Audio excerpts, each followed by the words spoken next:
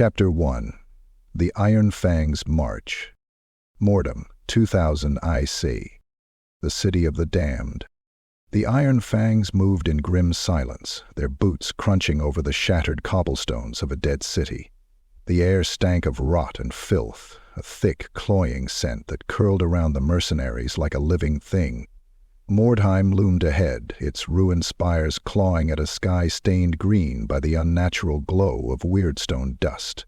The twin-tailed comet had smote the city like a hammer of judgment, but what remained was not purged by divine wrath. It festered, cursed beyond redemption. At the head of the company rode Captain Roderic Valdur, his war-horse armored in tarnished steel, its breath misting in the cold. He cut an imposing figure, broad-shouldered, his face a map of old scars, one eye covered by a strip of black leather. The Iron-Fangs had fought in Tylia, in Bretonnia, even in the border princes, but Mordheim was something else. They had come for Weirdstone. Every mercenary, warlock, and scavenger across the empire knew the truth. The comet had left behind a fortune in that glowing green rock. Weirdstone was more valuable than gold, sought by sorcerers, alchemists, and nobles with no regard for the horrors that surrounded it. Men killed for it, burned for it, mutated because of it. And Roderic Valdur, for all his experience, was no different. The corpse road. They entered through the Drakenhof gate, its iron portcullis long since twisted into scrap.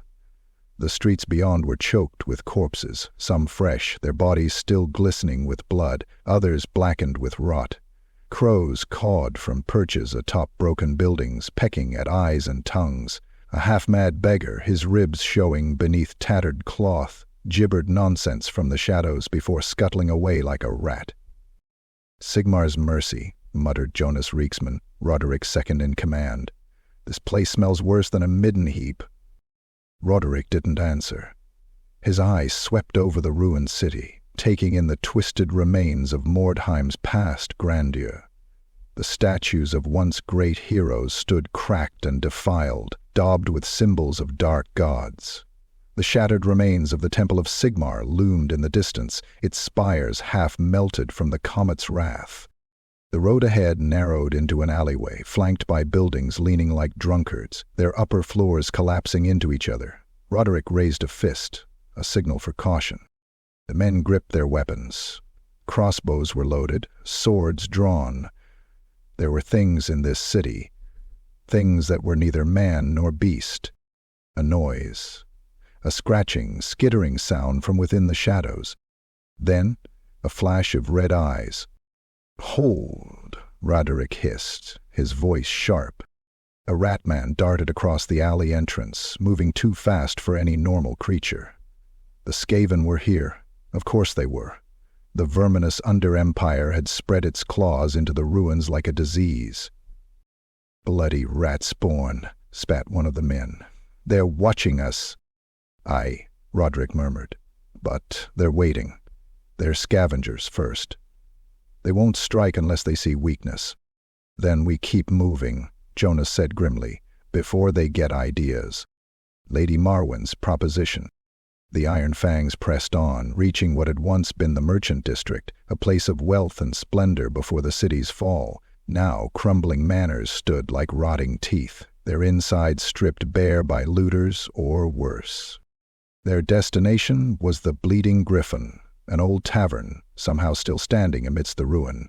Inside, beneath the flickering glow of half-melted candles, waited Lady Marwen von Drachenfels. She was clad in black silk, her fingers adorned with rings set with obsidian and garnet. A noble woman by birth, but here, in this city, there was something unnatural about her. Her skin was too pale, her smile too knowing. "You took your time," she murmured, sipping dark wine from a goblet engraved with skulls. "We had company," Roderic said gruffly, tossing a thumb toward the streets. Lady Marwen's lips curled. "Mordheim is generous with its guests, Captain. Some leave with their lives, most do not." Roderic pulled off his gauntlets, sitting across from her. "Tell me about the job." She leaned forward. A vault lies beneath the ruins of the von Karstein estate, buried in the noble quarter. Before Mordheim burned, the von Karsteins were collectors of the strange and forbidden. Among their treasures was a weirdstone cache, large enough to make any man wealthy beyond measure. Roderic raised an eyebrow. If the cache is so valuable, why haven't you taken it yourself? Because the vault is not unguarded. Her voice was like silk and steel. The von Karsteins were practitioners of dark arts. Their secrets do not rest easily. Jonas scoffed. You mean there are things down there? Marwen's gaze flickered to him, unamused. If it were easy, Captain Valdur, I would not need you. Roderic folded his arms. And the pay? Marwen smiled. Half of the weirdstone you recover is yours. The rest belongs to me. A tempting offer. Too tempting. Jonas shifted beside him. Roderic didn't need to look at his second to know the man was wary. Deals in Mordheim were rarely clean, but wealth like this? It was worth the risk. Roderic exhaled through his nose. His mind was made up. We take the contract, he said. Marwen raised her goblet. Then may Sigmar, or whatever gods you believe in, watch over you. Roderic clenched his jaw. He did not believe in gods. He only believed in steel, blood, and gold. And soon Mordheim would demand all three. Chapter 2. Whispers of Doubt. Mordheim, the city of the damned. Roderic Valdur stood at the edge of a ruined balcony, overlooking the twisted bones of what had once been a grand boulevard. The corpse of Mordheim stretched out beneath him, a carrion feast for scavengers and worse.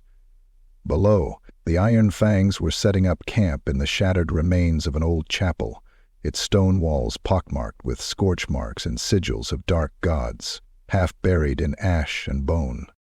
The city groaned like a living thing. In the distance something howled, a sound that was almost human, but not quite. Roderic's grip tightened on the pommel of his sword. You shouldn't trust her. Jonas Reeksman leaned against a crumbling pillar, his arms crossed. His face was worn from years of fighting, his long black hair streaked with gray. He was a seasoned killer, a man who had stood beside Roderic through countless battles, yet now his tone carried a rare edge of unease. Marwen? Roderic asked, his voice low. Jonas scoffed. She's hiding something. No noble funds a suicide mission without having an escape plan. If she's offering us half of a weirdstone hoard, she either doesn't expect us to live to claim it, or the real prize is something else entirely. Roderic exhaled, running a hand through his beard. She's our only backer, he muttered. Without her, there's no payday. And if she's playing us, Jonas countered. This city eats men, Captain. Something tells me she's been here long enough to know how to spit out the bones. Roderic hated how right Jonas sounded.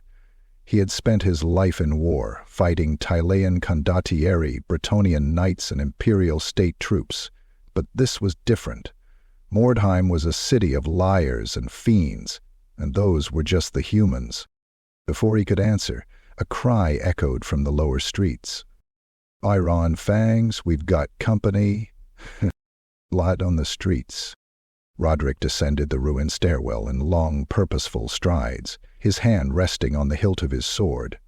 Jonas was at his side, and together they emerged into the ruined square, where their men had formed a defensive line. The stench of fire and decay filled the air. The Iron-Fangs had been digging through a collapsed apothecary, scavenging for weirdstone. The cursed green shards pulsed faintly in the gloom, like the embers of an unnatural fire. And now, standing opposite them, was another warband. Their armor was mismatched, scraps of plate and leather, some marked with sellsword crests, others taken from dead men. At the front stood Caspar the Hound, a towering brute wrapped in a wolf-pelt cloak, his bald head gleaming under the sickly green sky. Caspar grinned, revealing rotting teeth. "That wyrdstone belongs to us, Valdur." Roderic drew his sword in one smooth motion. "You'll have to kill us for it." Caspar laughed, but there was no humor in it, only hunger. "Then let's not waste time." The street exploded into violence. Caspar's men charged, their blades flashing, their voices raised in a battle cry that quickly turned into snarls of rage. Roderic met the first attacker with a brutal parry, knocking aside a rusted axe before driving his sword through the bastard's throat. Blood spattered across the cobblestones, black in the wyrdstone's glow. Jonas was a whirlwind of steel, moving through the enemy ranks with cold precision. He hamstrung one foe, crushed another's windpipe with an elbow to the throat, then buried his dagger in the man's chest. Screams filled the air. One of Caspar's mercenaries, a hulking Nordlander with a two-handed flail, swung at Roderic, the iron head whistling through the air. Roderic ducked, rolled forward, and slashed open the brute's knee. The Nordlander collapsed with a howl, and Roderic finished him with a savage thrust to the heart. More men fell. The battle turned into a savage, muddy brawl. Caspar himself came at Roderic like a rabid dog, his war axe gleaming with fresh blood. Their blades clashed in a storm of sparks, each strike sending shocks of force through their arms. "You should have stayed out of my way," Caspar snarled. Roderic kicked him in the ribs, forcing him back. "You should have been smart enough to know you can't win."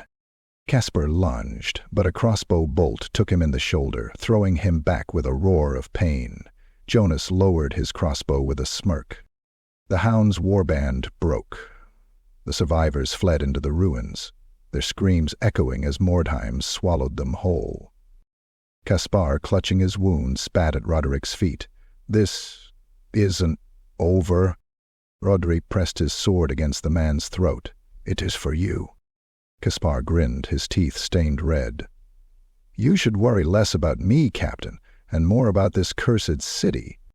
Then, in a movement too fast for a dying man, he tossed a handful of dust into Roderic's face and fled.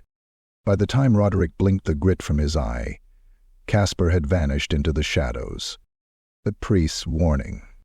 As the Iron-Fangs gathered what wyrdstone they could, a figure emerged from the darkness. Brother Alaric was clad in ragged priestly robes, his face gaunt from years of hardship. He carried a rusted warhammer, the symbol of Sigmar engraved into the head. "You should leave this place," he rasped.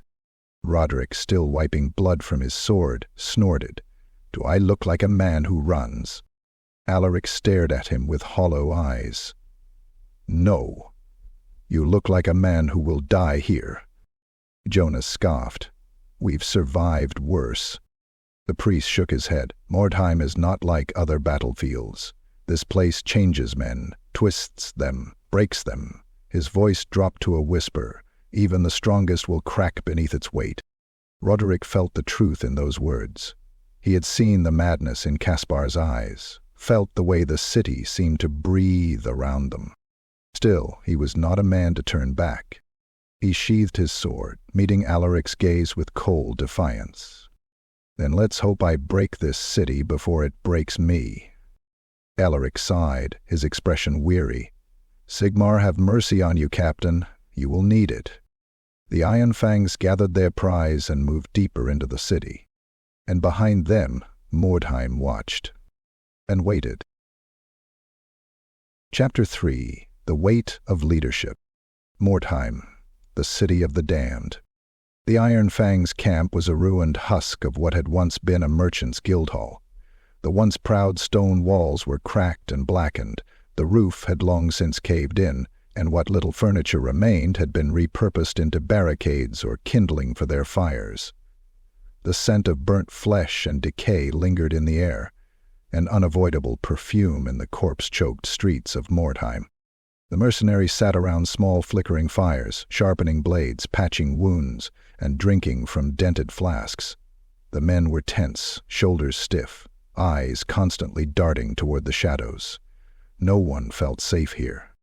Roderic Valdur sat apart from them, alone, perched on the edge of a broken table, His sword lay across his lap, freshly cleaned of Caspar's blood, the steel reflecting the eerie green glow of wyrdstone dust in the air. The bag of weirdstone shards sat beside him, pulsing faintly with an unnatural light. The price of blood. He should have felt victorious. They had won the fight. They had claimed their prize. But all he felt was unease. The captain's doubt.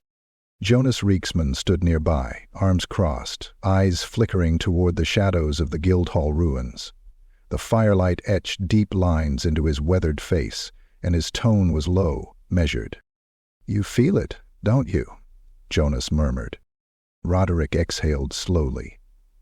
"Feel what?" "The city. It's watching us." Roderic glanced at the crumbling archways, the ruined streets beyond. Mordheim was a place of whispers and ghosts, of shapes that moved just out of sight, of things best left unnamed. "I've fought in cursed lands before," Roderic muttered, rubbing his temple. "Kislev, the border princes, even up north against the Norsemen. But this city, it gets inside your head." Jonas nodded. "That's because it's not just the city you should be worried about." Roderic turned to him, frowning. Jonas lowered his voice, stepping closer. "I've been watching the men, Captain. Some of them, they're acting strange." Roderic's brow furrowed. "Strange how?" Jonas leaned in. "Quiet whispers when they think no one's listening. Glances between them when orders are given. And some of them their eyes, Roderic. Like they already know something we don't. And then they go, 'Ah.' In real life, after all." Roderic's fingers tightened around the hilt of his sword. "Men get nervous in cursed places," he muttered. Jonas shook his head. "This isn't just fear. It's something else." His voice dropped to a near whisper. "What if some of them aren't truly ours?" A cold knot tightened in Roderic's stomach. "Spies," he muttered. Jonas nodded. "If not for Caspar, then maybe for someone else. Lady Marwyn, the church, even the Skaven." His voice was grim. "You know how it works, Captain. Everyone wants to get their hands on wyrdstone, and in this city, the right price can turn a man into a traitor before he even knows it himself." Roderic ran a hand over his face, his mind racing. If Jonas was right, then some of his own men he had fought beside, bled beside, could be plotting against him. He looked across the firelight at the Iron-Fangs, grizzled killers, hardened survivors. Every one of them had seen death in 100 different ways. And yet, could one of them be a liar? A traitor? The thought made his gut twist. A whisper in the dark. The night deepened. The fires burned low, the shadows lengthened. Roderic remained awake, his back against a ruined pillar, listening to the restless murmurs of his men. Then, a noise. A soft footstep on stone. Roderic's hand was on his sword in an instant, his body tense. He turned toward the sound. A figure stood at the edge of the firelight, half hidden in the gloom. Brother Alaric. The sigmarite priest's robes were stained with filth, his warhammer gripped tightly in one gnarled hand. "You should be asleep, Captain," the priest rasped. "So should you," Roderic replied, his grip still firm on his weapon. Alaric stepped closer, his gaunt face half lit by the dying embers of the fire. His hollow eyes burned with something between pity and warning. "You won today," Alaric murmured, nodding toward the bag of wyrdstone at Roderic's side. "But do you know what you've won?" Roderic's jaw tightened. Alaric exhaled, shaking his head.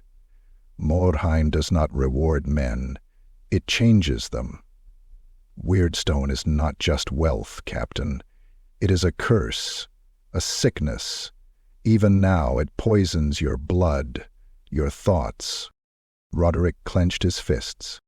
"I've heard enough sermons for one lifetime, priest." Alaric did not blink. "And how long before you start hearing other voices?" Roderic frowned. "What do you mean?"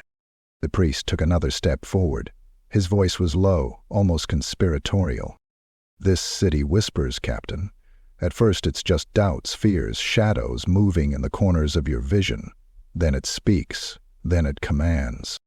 Alaric fixed him with a hollow gaze. "Do you hear it yet?" Roderic stared at him. For a long moment, neither man spoke. Then Alaric turned and walked away, vanishing into the ruins. Roderic sat there for a long time, watching the embers die, listening to the city breathe.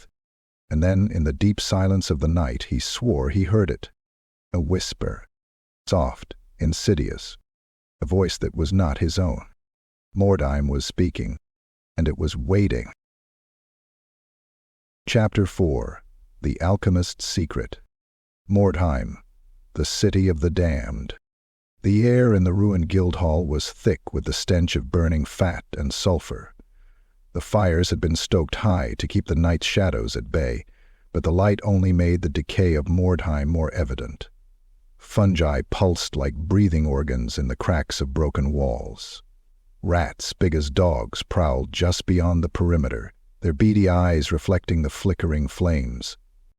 Captain Roderic Valdur sat across from Elias the alchemist, his patience worn thin. Elias was a thin, sharp-faced man, his skin pallid from too much time in dark places. His fingers were stained black with chemicals, and his robes, once fine, were charred and patched with crude stitching. A collection of small vials and phials clinked at his belt. Some of them glowed faintly, their contents pulsing with eerie luminescence. The alchemist had been ranting for nearly an hour, speaking in half-truths and riddles. Roderic had no patience for riddles. "You said you had a way to resist Mordheim's corruption," Roderic said, his voice low and edged with warning. "Speak plainly, Elias, or I'll cut the words from your throat." Elias grinned, revealing yellowed, needle-like teeth. "I have studied wyrdstone longer than any sane man should, Captain," Elias murmured, rolling one of the glowing phials between his fingers. "I have watched men be warped into beasts, their bodies breaking and reshaping, their minds lost to madness. But in my research, I have discovered something fascinating." Roderic leaned forward, his single eye locked on the alchemist's hollow, hungry gaze. Elias uncorked the vial, and an acrid, sickly green vapor curled from the opening. "This," he whispered, "is the answer. A way to resist the pull of the city, to delay the mutation, to keep the Weirdstone's hunger at bay." Jonas Reeksman, standing at Roderic's shoulder, snorted. "Sounds like witch's piss to me." Elias chuckled. "Call it what you will, sellsword, but drink this and the voices will quiet, the whispers will lessen, and the weirdstone will not sink its claws so deeply into your flesh." Roderic eyed the swirling green liquid in the vial. Jonas folded his arms. "Or it kills us faster." Elias shook his head. No, I tested it. The subject survived, mostly." "Mostly," Roderic growled. Elias smiled thinly. "Let's just say he didn't live long enough to tell me how it felt." Roderic's fist slammed into the table, rattling the vials and sending the alchemist scrambling back. "You expect me to gamble my men's lives on some piss-colored potion you brewed in a rat-infested hole?" Elias adjusted his robes, regaining his composure. "Captain, you already gamble their lives just by being in Mordheim. The city will claim them, one by one. This is the only chance they have." Roderic stared at the vial. The voices had already started. The city was in his head. He could feel the weirdstone pulling at him, whispering, calling. Could this alchemist's poison really keep the madness at bay? Or was it just another trap? Before he could decide, a sound split the night. A wet, unnatural shriek, like a man being flayed alive. The horror from the dark. The Iron-Fangs bolted upright, weapons drawn. The fires flickered violently as something massive moved in the darkness beyond the ruined walls. Then the screaming began. Roderic reached for his sword, barking orders. "Form up! Defensive line, now!" But before the men could rally, the creature crashed into their camp. It had once been a man. Now it was a twisted, monstrous thing, its flesh stretched and bulging with unnatural growths, its spine twisting at impossible angles. Its arms had elongated into clawed appendages, the fingers fused into chitinous talons, its face half melted into a leering, toothy maw. Its eyes were gone, replaced by pulsing weirdstone green pustules that leaked a luminescent ichor. It moved too fast for something its size. The first mercenary to meet it didn't even have time to scream. The thing's talon punched through his chest, lifting him off the ground like a broken doll. The soldier gurgled, his eyes wide in shock, before the creature ripped him apart in a spray of blood and bone. Jonas was already moving. He loosed a crossbow bolt, the steel tip burying itself in the creature's ribs. It staggered, but did not fall. Instead, it turned toward him, its ruined mouth stretching into an unnatural, lipless grin. "Sigmar's bloody bones," Jonas muttered. The Iron-Fangs attacked, but the thing was faster. A second man lunged at it with a spear, too slow. The creature's claws took his arm at the elbow, sending a fountain of arterial blood spraying into the air.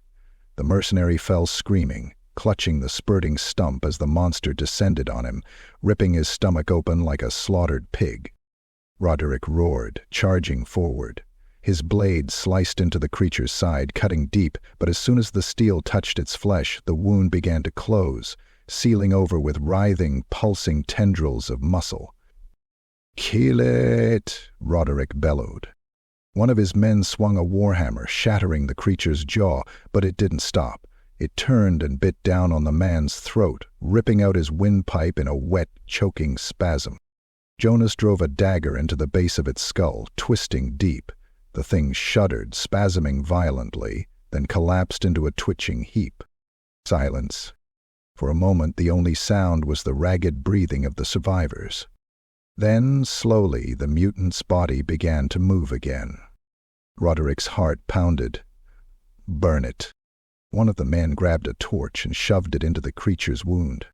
The fire caught instantly. The mutant howled, its flesh blackening, the green pustules bursting in sizzling pops. The stench was unbearable, a mix of burning hair, sulfur, and something far worse. Roderic watched as the thing thrashed, its screams fading into gurgling death rattles. Then, finally, it was still. The men stood in grim silence, staring at the charred remains. Elias, who had been cowering behind a pile of rubble, finally stepped forward, adjusting his singed robes. "And that," he said, coughing through the smoke, "is what happens when a man fails to resist the corruption." Roderic's fingers tightened around the vial in his hand. Jonas glanced at him. "Drink it or not, Captain," he murmured, "but you saw what happened to him." Roderic looked down at the twisted, burning corpse. The city was watching, and it was hungry. Chapter 5. The First Betrayal. Mordheim, the city of the damned. The stench of burned flesh still clung to the ruined Guildhall. Smoke coiled in sluggish tendrils, twisting into the air like the ghosts of the dead. The corpse of the mutated horror lay in a charred, blackened heap, its flesh cracked and seeping oily green pus, its jaws still locked in a rictus of agony. The Iron-Fangs had suffered for this victory. 4 men were dead, 3 more were maimed beyond saving. 1 sat in the corner, cradling the shredded ruin of his arm, his breaths coming in wet, gurgling gasps. The survivors sat in sullen silence, their faces etched with exhaustion. No cheers, no prayers. Just the quiet horror of men realizing how quickly death could find them. Captain Roderic Valdur stood apart from them, his arms crossed, his single eye locked on the smoldering corpse of the abomination. His mind was already turning over possibilities. This wasn't just bad luck. Something had brought that thing to them, and he intended to find out what. Someone led it here. Jonas Reichsman stood at Roderic's side, his arms folded, his face lined with grim suspicion. "You know it as well as I do," Jonas murmured, low enough that the others couldn't hear. "That thing didn't just stumble into our camp by chance." Roderic ground his teeth. "You think someone lured it?" Jonas nodded, eyes scanning the mercenaries like a wolf watching a wounded herd. "Could have been the Hound's men," he muttered, "but it moved too direct, too fast. That thing came straight for us." He paused. "Which means someone led it here." Roderic inhaled slowly, trying to quiet the roiling anger in his gut. "One of ours," he muttered. "You're saying one of ours did this?"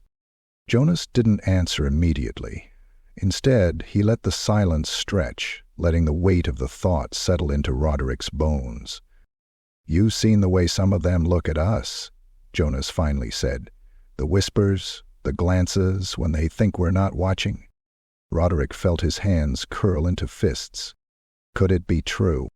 His men were killers, sellswords, hardened warriors who had fought and bled for him across a dozen battlefields. But this wasn't a battlefield. This was Mordheim.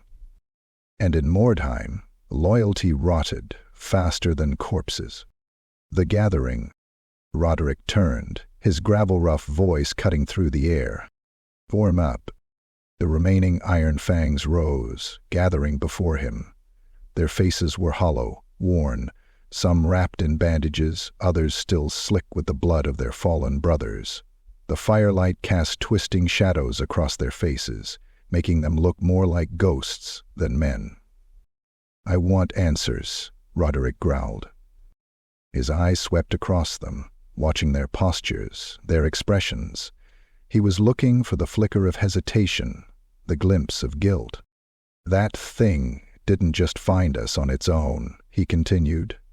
"Someone led it here. Someone among us." A ripple of unease passed through the ranks. Some shifted uncomfortably, others simply stared, their eyes dark pools of exhaustion and fear. Then a voice, sharp, bitter. "You're saying one of us did this?" The speaker was Marcus, a young recruit, barely more than a boy. His face was still unscarred by war, his hands calloused but not yet hardened by killing. He looked at Roderic with something between shock and defiance. "That's madness," Marcus continued. "We lost men, too. What reason would any of us have to bring that thing down on our own heads?" Jonas stepped forward, his expression cold as stone.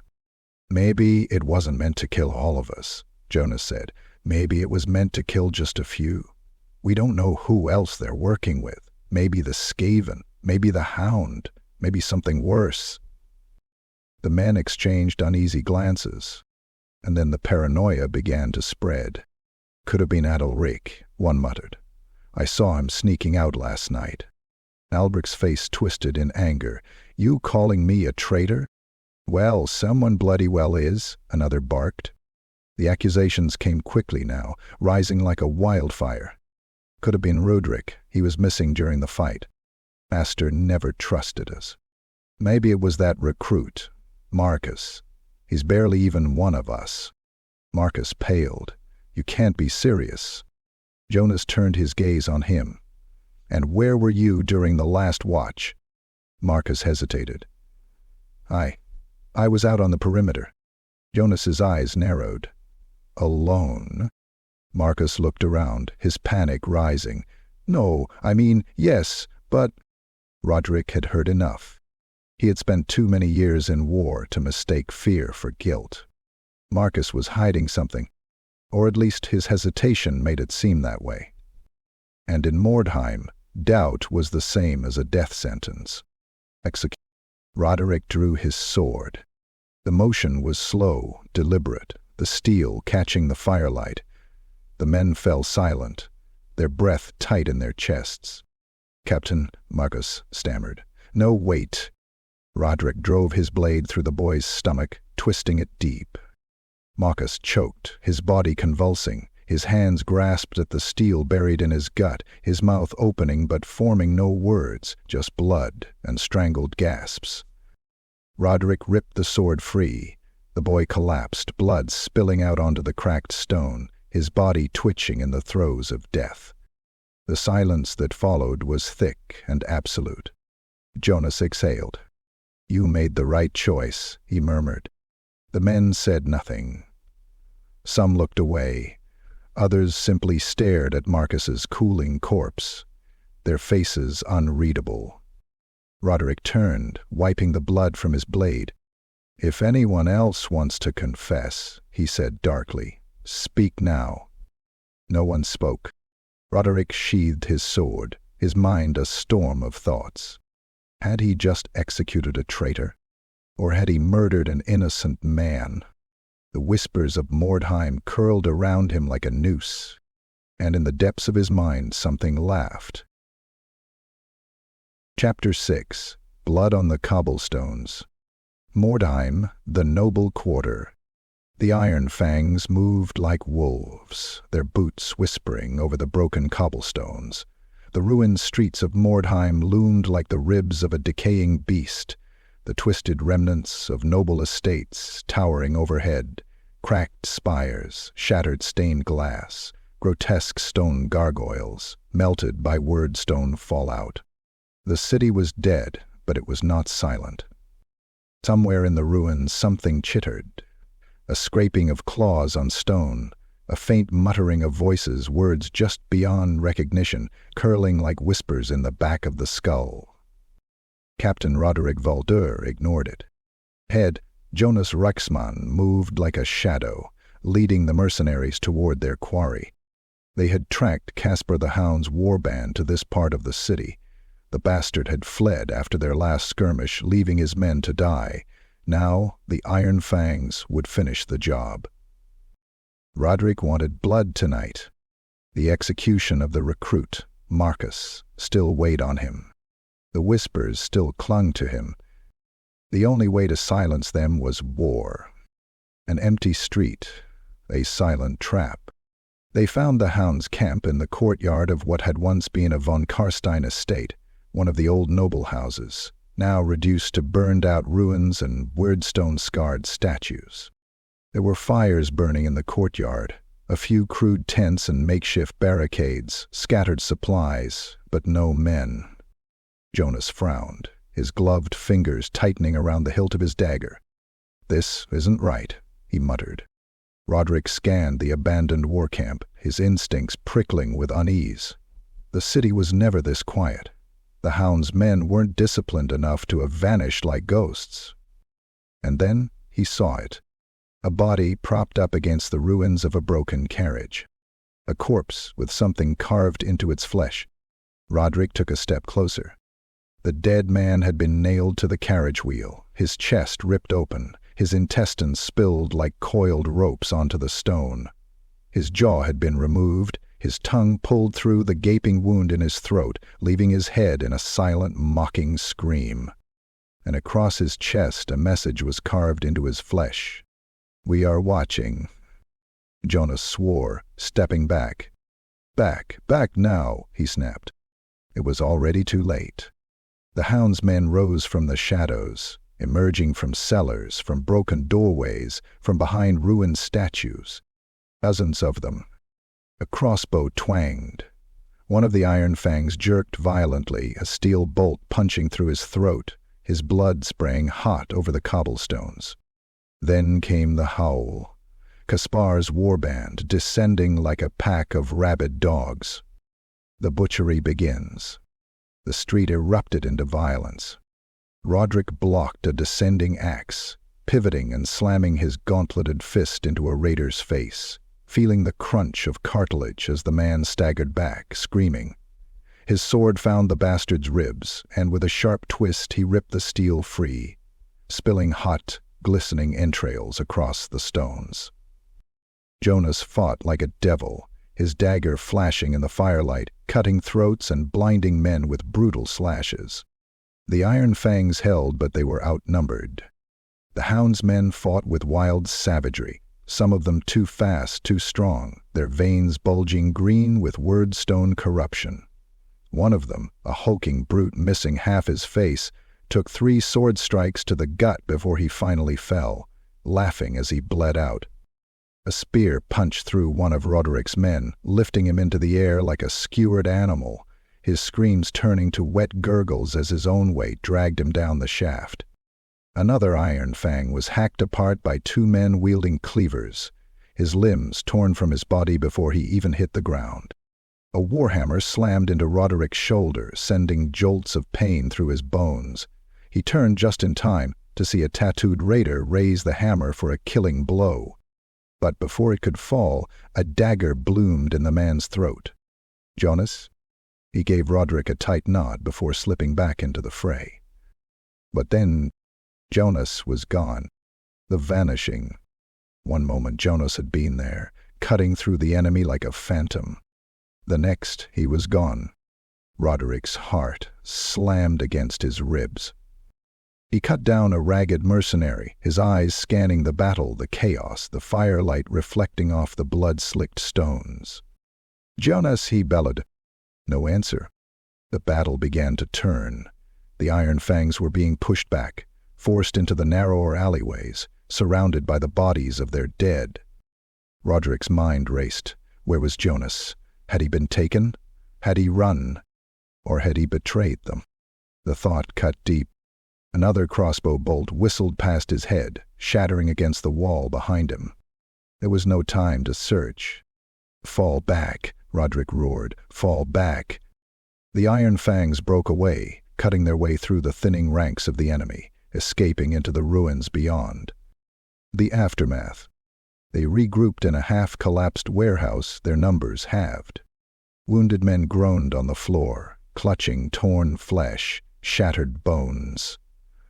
The fires outside flickered, throwing long, cruel shadows across their faces. Jonas was nowhere to be found. Roderic stood in the center of them, his breath heavy, his sword still slick with gore.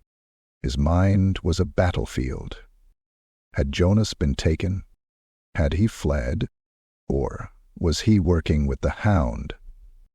The whispers returned, curling around his thoughts like a noose tightening around his throat. Jonas had been the first to plant doubt in his mind. Jonas had been the one to push for Maka's execution. Jonas had disappeared in the middle of a fight. Had Roderic been played for a fool? The doubt curdled in his gut, as cold and bitter as poison. He stared into the shadows of the ruined city, knowing this was just the beginning, and trust was a thing of the past. Chapter 7. The Weirdstone Curse. Mordheim, the rotting warehouse. The Iron-Fangs licked their wounds in the ruins of an old merchant warehouse, its wooden beams rotted and sagging, the stone walls cracked and slick with moisture. The place stank of mildew, old blood, and something worse, something unnatural, buried beneath the scent of decay. Fewer than a dozen men remained, some lying half dead on the cold stone floor, their wounds crusted black with dried blood. The survivors spoke in low, hushed tones, casting nervous glances toward Captain Roderic Valdur, because Jonas was gone, and Roderic was not himself. He paced the warehouse, his movements rigid, restless, his sword clutched too tightly in his hand, his mind raced, turning over possibilities, suspicions, whispers that were not his own. Jonas had abandoned them. Or was he taken? Or had he betrayed them? Roderic felt the weight of the weirdstone pulsing in his satchel, felt its presence like a heartbeat against his ribs. Then, from the shadows, Elias the alchemist spoke. "It's already inside you." The alchemist sat in a corner of the warehouse, surrounded by his clinking vials and foul-smelling tinctures. His gaunt, hollow-cheeked face looked stretched thin, his yellowed eyes fever-bright. "You feel it now, don't you?" Elias murmured, his voice like dry parchment being torn. Roderic turned sharply. "Feel what?" Elias grinned. His teeth were black at the edges, rotted from weirdstone exposure. "The city," he whispered. "The wyrdstone. It's not just a rock, Captain. It's alive. It breathes. It whispers. And you," he leaned forward, his gaze sharp as a knife, "are listening." Roderic's fingers tightened around the hilt of his sword. "I've had enough of your riddles, Elias." "No riddles," Elias said, shaking his head. "Just truths you won't accept." He reached into his satchel, pulling free a small glass vial filled with a sickly, green liquid. "Look at it," he urged. The vial glowed faintly, casting a sickly light across Elias's pale fingers. "This is wyrdstone, ground to dust, dissolved into alchemy," he continued. "It doesn't just warp the flesh, Captain. It warps the mind. The longer you carry it, the longer you breathe it in, the more it seeps into your blood, your bones, your thoughts." Roderic said nothing, because he already knew it was true. His head ached constantly. His thoughts were fractured, shifting, fraying at the edges. And the whispers, they had started that night, since the moment he executed Marcus, since the moment Jonas vanished, since the moment he spilled too much blood on the cobblestones of this cursed city. Elias leaned closer. "How many voices are in your head, Captain?" Roderic lunged. He grabbed Elias by the throat, slamming him against the stone wall with enough force to crack mortar. The alchemist choked, gasping, his vials clinking wildly as his thin fingers clawed at Roderic's wrist. "You think this is a joke?" Roderic snarled, his breath hot and ragged. "You think I'm just hearing things?" Elias laughed, despite the pressure on his throat. "Oh, Captain," his bloodied lips curled into a grin, "you haven't even begun to hear them yet." Roderic's vision blurred. A dull ringing built in his skull, growing louder, sharper, like nails being hammered into his ears. Then the shadows moved. A city of ghosts. Roderic released Elias instinctively, staggering back. The warehouse was darker than before, the corners stretching too far into the gloom, like the walls had receded. The air felt thick, suffocating, and something was standing there, a shape in the darkness. A man. No, not a man.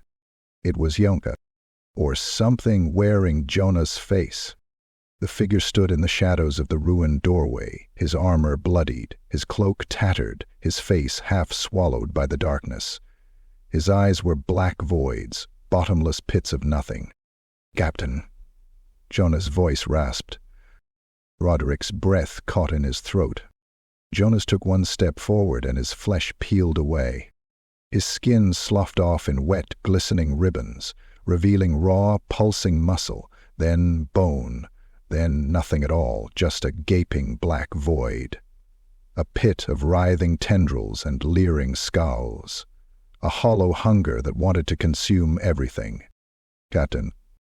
The voice came from inside Roderic's skull, a whisper as soft as silk, as sharp as a dagger between the ribs. Roderic stumbled back, his sword shaking in his grip. He blinked, and Jonas was gone. Just empty space where he had stood. But the whispers remained. They coiled around him, pressed against his ears like wet lips, a dozen voices, whispering, laughing, promising secrets in exchange for blood. "You killed the wrong man. Jonas is laughing at you. You're already lost, Captain." Roderic pressed his hands to his ears, grinding his teeth, trying to block them out. But they didn't stop. They would never stop. The curse takes root. A hand touched his shoulder. Roderic spun with a snarl, his sword flashing. Elias barely ducked the wild swing, cursing.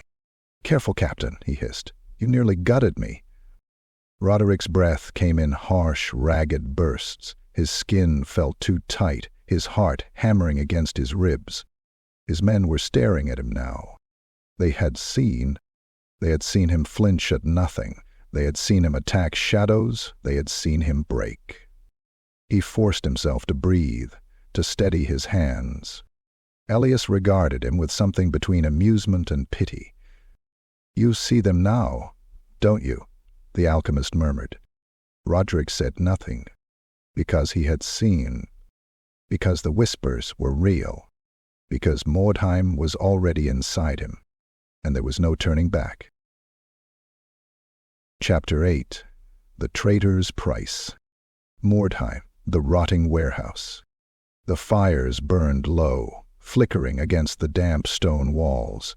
The scent of blood and burnt flesh lingered in the air, mixing with the ever-present stink of rot that soaked every inch of Mordheim's ruins. Roderic Valdur sat on a cracked wooden crate, his sword across his lap, his fingers tight around the hilt. His breath was slow, measured, but inside, his mind was a storm. The whispers had not stopped. They coiled through the corners of his thoughts, soft and insidious. They whispered of betrayal, of doubt, of death. Jonas was gone. Had he been taken? Had he fled? Had he betrayed them? Roderic didn't know, and that was the problem. His remaining men sat in silence, casting uneasy glances toward him. They had seen the way he had reacted to the shadows last night. They had seen the way he flinched at nothing. They had seen the way his sword nearly gutted Elias for merely touching his shoulder. They were watching him now, and Roderic could feel it. He ground his teeth, staring at the flickering fire. Then the door creaked open, and Jonas walked in. The return of a dead man. The moment Jonas stepped inside, the tension in the room coiled like a spring. The Iron-Fangs rose to their feet, hands going to their weapons. Roderic stayed seated, his eye locked on the man who had vanished in the chaos of the last battle. Jonas looked worn down. His armor was scratched and dented, his cloak torn, his face smeared with dried blood. But he was alive, and something about that felt wrong. Jonas exhaled, scanning the room, sensing the suspicion hanging in the air. "You're alive," Roderic said, his voice low, unreadable. Jonas nodded, stepping forward. Barely. The men shifted, uneasy. Roderic did not move. "Tell me," Roderic continued, his fingers tightening around his sword, "how does a man disappear in the middle of a fight and return hours later?" Jonas sighed, rubbing his bruised ribs. "I was ambushed." A pause. Roderic felt the words like a blade being pressed against his back. "By who?" he asked. Jonas sat down, stretching his arms with a pained grunt. "Who the hell do you think? Kaspar's warband caught me in the side streets when we pulled back, dragged me down into one of those wyrdstone tunnels." The men murmured amongst themselves. Jonas reached into his satchel, pulling out a small, blood-stained pouch. He tossed it at Roderic's feet. Roderic picked it up, opened it, and let several yellowed teeth spill into his palm. "One of their lads had too many in his mouth," Jonas muttered. "So I took a few when I cut his throat." Roderic stared at the broken, jagged teeth, their roots slick with coagulated blood. It was a believable story, but Roderic's gut told him otherwise. And worse, the whispers agreed. The weight of suspicion. The fire crackled. Jonas leaned forward. "Look, I know what you're thinking, Captain," he said, his voice measured, calm. "You think I ran, that I betrayed you." Roderic said nothing. Jonas continued. "But I didn't. I fought my way out, and I came back. Because that's what I do." He met Roderic's cold, hard stare. "I came back for you." For a long, horrible moment, the two men simply stared at each other. Jonas, his expression open, tired, but unwavering. Roderic, his fingers twitching against the hilt of his sword. Then the whisper. "Liar?" It hissed through his skull, crawling down his spine like a breath of cold air. "He's lying." Roderic's pulse quickened. His eye flicked toward the shadows in the corner of the room. They moved. For just a second he saw it, a shape standing there, a twisted figure, hunched and leering, its eyes black pits, its grin too wide.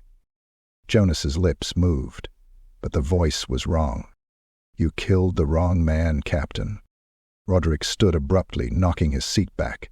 His sword cleared its scabbard, steel glinting in the dim firelight.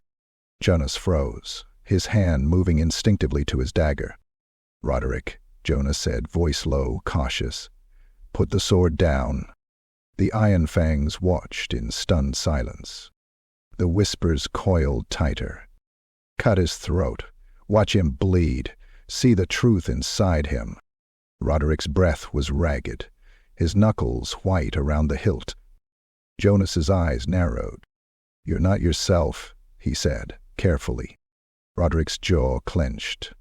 "What do you mean?" Jonas exhaled slowly. "They see it too." He gestured subtly toward the other men. Roderic glanced at them. They weren't standing at his side.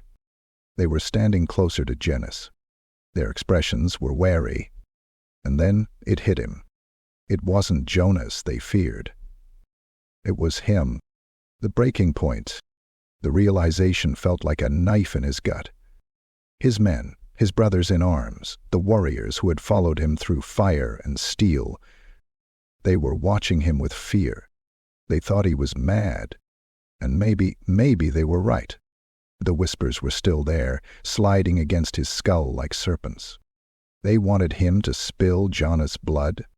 They wanted him to prove his loyalty in gore and slaughter. But if he did, then there would be no turning back. His fingers unclenched from the sword. He let out a slow breath. The shadows in the corner shifted, receding into the void. The voices did not speak. Jonas watched him carefully, his hand still on his dagger. Then Roderic did something none of them expected. He sat down. The tension broke. The men exhaled, exchanging uncertain glances. Jonas hesitated. Then finally he sat too. For a long moment, no one spoke. Then Roderic reached for his flask, took a slow drink, and looked at Jonas. "Tell me exactly what happened in those tunnels," he said, his voice quiet, even. Jonas studied him for a long time. Then he began to talk, and the whispers, for now, fell silent. But they were not gone. They were never gone. Chapter 9. The Sigmarite's Warning. Mordheim, the broken chapel. The air in the ruined chapel was thick with the scent of old wax, blood, and decay. The remains of shattered stained glass crunched beneath Roderic's boots as he stepped through the hollowed-out corpse of a temple. The once proud statue of Sigmar had been defiled, its face melted away, its hammer snapped in half. Weirdstone dust clung to the air like ash after a pyre, glowing faintly in the gloom. At the altar, Brother Alaric knelt. The old priest's robes were filthy, his hands scarred and calloused, his warhammer resting across his lap like a relic of another time. He had been in Mordheim too long. The city's mark was on him. He didn't turn as Roderic approached. "You don't belong here, Captain," Alaric murmured. Roderic scoffed. "Neither do you." Alaric finally looked up, his eyes hollow and sunken, as if he had long since stopped sleeping. "I serve a purpose," he said, his voice dry as old parchment. "I warn men like you, and they never listen." Roderic folded his arms. "I'm still listening." Alaric studied him for a moment. Then, slowly, he rose to his feet, dust falling from his robes. "You think you can survive this place?" the priest said quietly. "That you can carve out your wealth, fill your pouches with weirdstone, and walk away unchanged?" He shook his head. "You are already marked, Captain." Roderic's jaw tightened. "I don't believe in curses." Alaric let out a small, humorless laugh. "Then what do you believe in?" Roderic exhaled through his nose. "Steel, blood, gold." Alaric's lips curled. "Then steel will break, blood will spill, and your gold will burn with your corpse." The priest stepped closer. "Mordheim doesn't let men like you leave," he murmured. "It eats them." Roderic didn't flinch. "I'm not here for a sermon, priest." "Then why are you here?" Roderic hesitated. He had come here because he needed assurance. Because something in his mind, something darker, something whispering, had wanted to hear Alaric's truth. But he would never admit that. So instead he said, "I came to ask if you know where Caspar the Hound is hiding." Alaric's smile was thin, knowing. "You already know," he murmured. Roderick's fingers twitched against the hilt of his sword, because he did know. The skirmish in the gutters. Caspar's men had been seen lurking near the sludge canal, an area of Mordheim where the water had turned thick and black, choked with the runoff of weirdstone corruption. The remains of sunken guild halls and storehouses jutted from the toxic water like rotting teeth. And the Iron-Fangs were done waiting. Roderic and his men moved through the alleys, their boots barely making a sound on the damp stone. Their numbers had dwindled. From 30, they were down to 9. But 9 was enough to kill a few desperate bastards. They found the Hound's warband gathered around a broken bridge, their stolen loot piled high on a makeshift cart. There were 16 of them, most of them scarred, wounded, their armor rusted and mismatched. But Caspar wasn't there. Roderic gave the signal. The first crossbow bolt punched through a man's throat, sending him staggering back, blood bubbling from his lips. The Iron-Fangs struck like wolves. Roderic barreled into the fray, his sword a blur of steel, cutting down a man before he even had time to scream. He caught another in the gut, twisting his blade and ripping through intestines, letting the bastard collapse onto the stones, wailing and clutching at the spilling ropes of his insides. Jonas fought at his side, his dagger flashing, his face grim and cold. One of Caspar's men, a towering brute covered in scar tissue and chainmail, swung a rusted halberd at Roderic's head. He barely ducked in time, the blade sliced across his cheek, leaving a burning gash. Roderic spun inside the brute's guard, burying his sword up to the hilt in the man's armpit, ripping through muscle and tendon. The brute howled, dropping his weapon, and Roderic finished him with a savage thrust through the heart. But then, a scream behind him. Roderic turned just in time to see one of his men being torn apart. The Hound's warband had something else with them. Something inhuman. A mutated freak, its body twisted and pulsing, wyrdstone shards embedded in its flesh like tumors. Its hands ended in bone-like talons. Its eyes burned with a sickly. It ripped through another Iron-Fang, claws tearing into flesh, sending blood spraying across the cobblestones. The Iron-Fangs began to break. "Fall back!" Jonas shouted. Roderic snarled, cutting down another foe, trying to rally, but the thing was too fast. It moved like a blur, cutting men down with inhuman strength. Then, the crossbow bolt slammed into its neck. The creature shrieked, convulsing, its flesh boiling where the steel had pierced it. Jonas lowered his crossbow. "Move!" The Iron-Fangs pulled back, dragging their wounded with them. They retreated into the ruins, leaving the dead and dying behind. The battle was over, but the cost had been high. A hollow victory. By the time they regrouped, only 5 of them remained.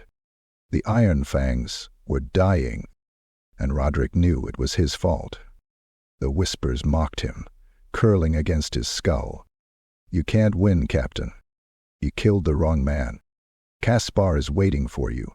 He wiped the blood from his face, his hands shaking. Jonas sat beside him, silent, brooding. And then, finally, Jonas said what they were all thinking. "Caroline." Roderic glanced at him. Jonas met his gaze, his expression cold, unreadable.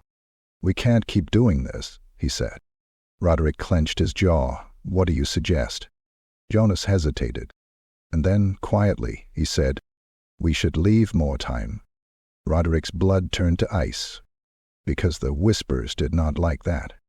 They did not like that at all.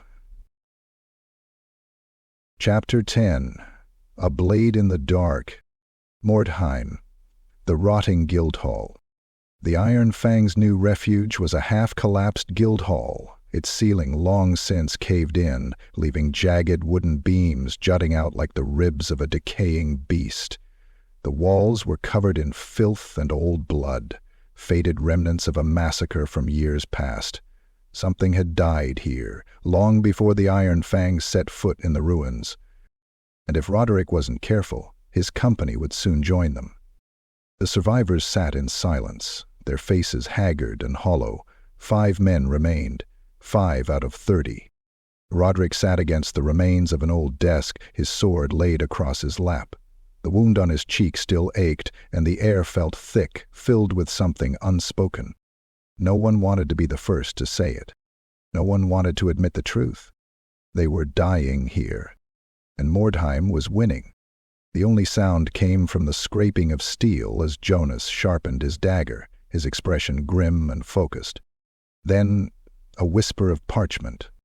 Roderic's eye flickered toward the edge of the broken desk, where a single folded letter sat, its edges torn and stained with age. He frowned. He hadn't noticed it before. His fingers brushed the wax seal, his stomach tightening. He recognized the emblem, Lady Marwen's crest, a noblewoman's secrets. Roderic broke the seal with his thumb, unfolding the worn parchment. The ink had bled in places, but the words remained clear enough. His eyes scanned the lines, his grip on the paper tightening with every passing second. The Iron-Fangs will serve their purpose, as all things must. Continue leading them deeper into the city. The others are already in position. Soon we will claim what is ours. Roderic's heart turned to ice.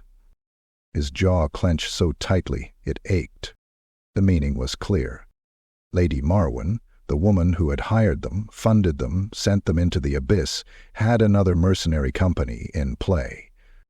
She had been guiding them, leading them further into the city. But for what? For slaughter? For something worse? His hands shook as he lowered the letter. Jonas noticed. "What is it?" Roderic tossed the parchment onto the table.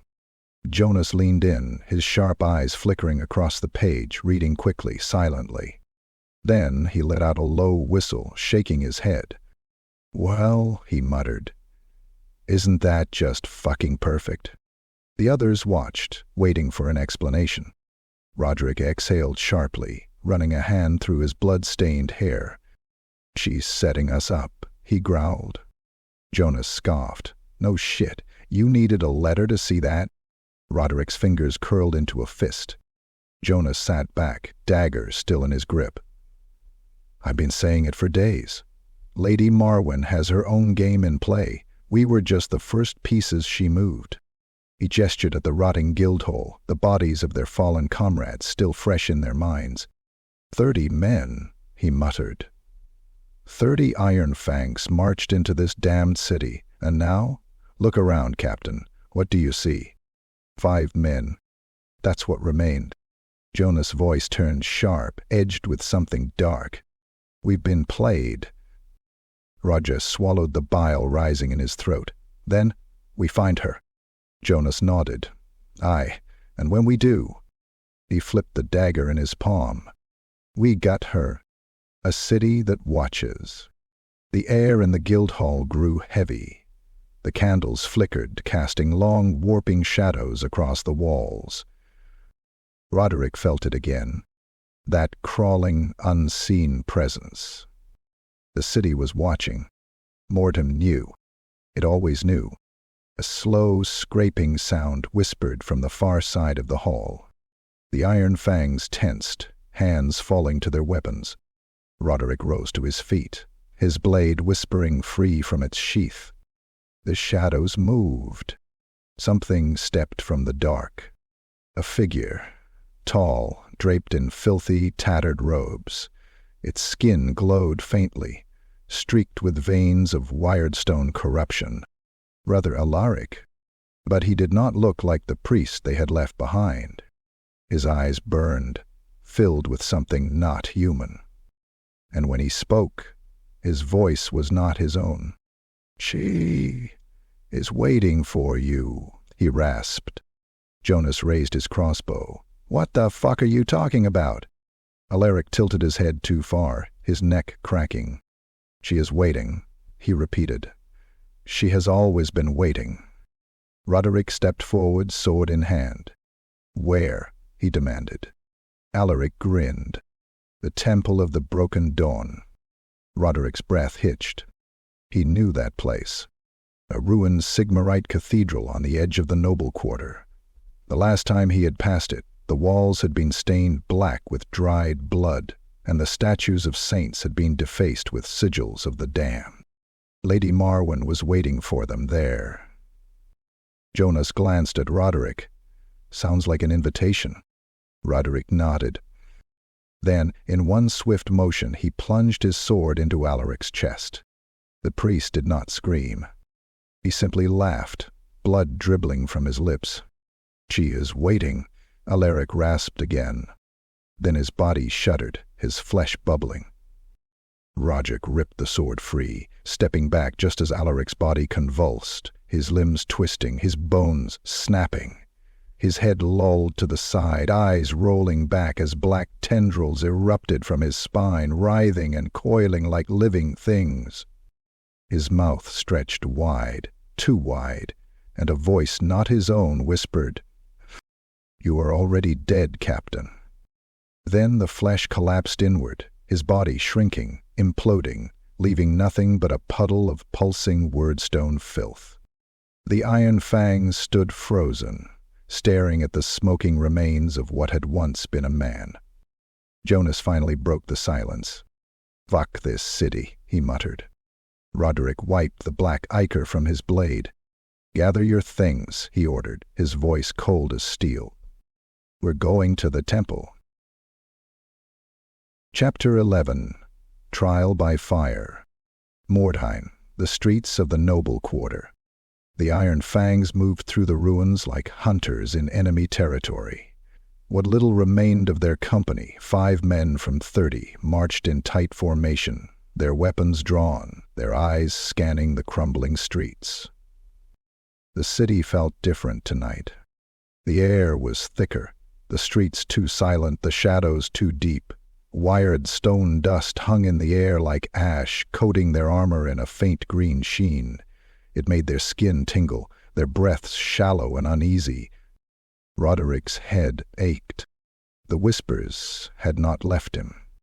And now, for the first time, he was beginning to wonder if they ever would.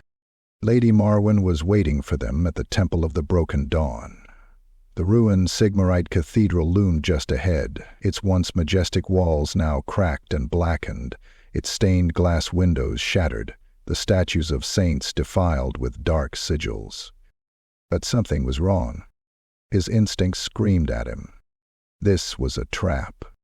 And yet, he walked forward anyway, because at this point there was nothing else left to do. A city of the damned. Jonas walked beside him, his expression hard, his fingers resting on the hilt of his dagger. "You feel it too, don't you?" Jonas muttered. Roderic didn't answer immediately. He could feel the city breathing around him, whispering, watching. It was like walking through the ribcage of some enormous, long-dead beast, waiting for it to stir back to life.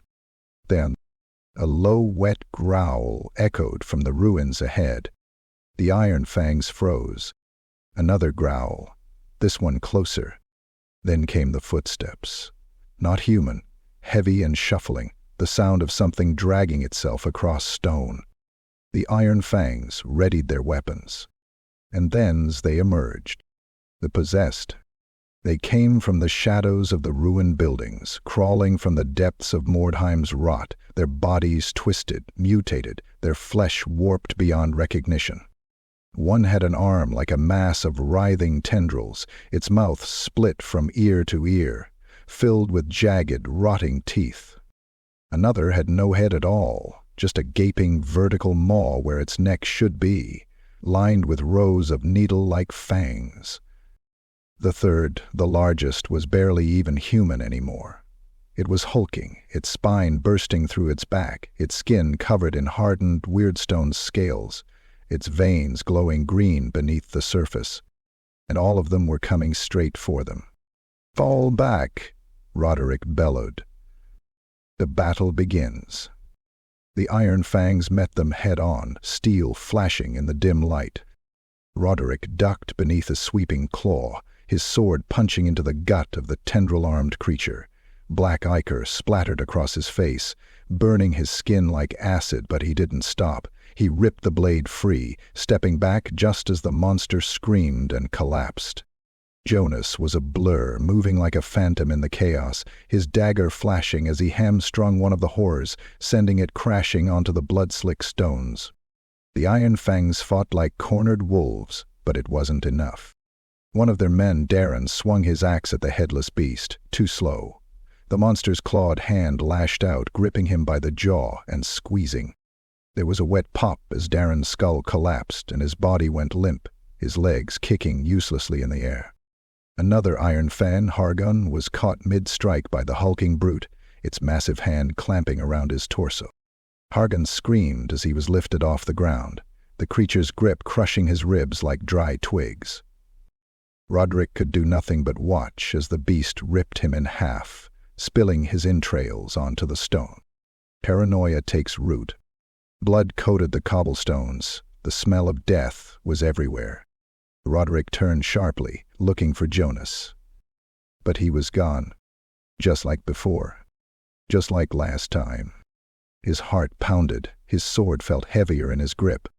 The whispers came again, curling through his skull, soft and insidious.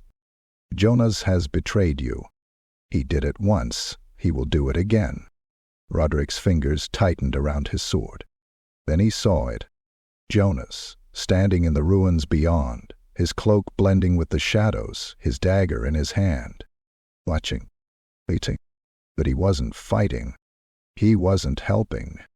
He was standing there, doing nothing, watching Roderic bleed, watching his men die. The rage boiled up inside him. Jonas saw him looking, their eyes met. And then Jonas turned and vanished into the dark. Roderic saw red. The battle raged around him, but his mind was elsewhere. Jonas had run again. Or worse, Jonas had planned this. Had he led them here? Had he lured them into this fight, knowing they would be outnumbered? Had he been working with Lady Marwen all along? The rage turned into something else. Something colder, something darker. Jonas had to die. The aftermath. The possessed lay dead, their bodies twitching in the gloom, their black blood soaking into the broken stones. But the Iron-Fangs were shattered. Only 3 remained. Roderic stood panting, covered in gore, his fingers shaking with adrenaline and fury. Jonas had left them to die, and next time Roderic wouldn't let him walk away. One of his men, Reinhold, leaned against a ruined wall, his arm clutching his bleeding ribs. He looked at Roderic with fear in his eyes. Not fear of the possessed, fear of him. Because they had seen the way he looked at Jonas. They had seen the murder in his eyes. And now, for the first time, Roderic saw it too. Mordheim was changing him, turning him into something else, and he was starting to like it. Chapter 12. The False Messenger. Mordheim, the rotting Guildhall. The stench of old blood and damp rot clung to the air like a curse. The once proud Guildhall, which had sheltered the Iron-Fangs for the past few days, felt smaller now, its ruined walls pressing in, its shadows watching too closely. Only 3 of them remained. 3 men from a company of 30, and one of them was a traitor.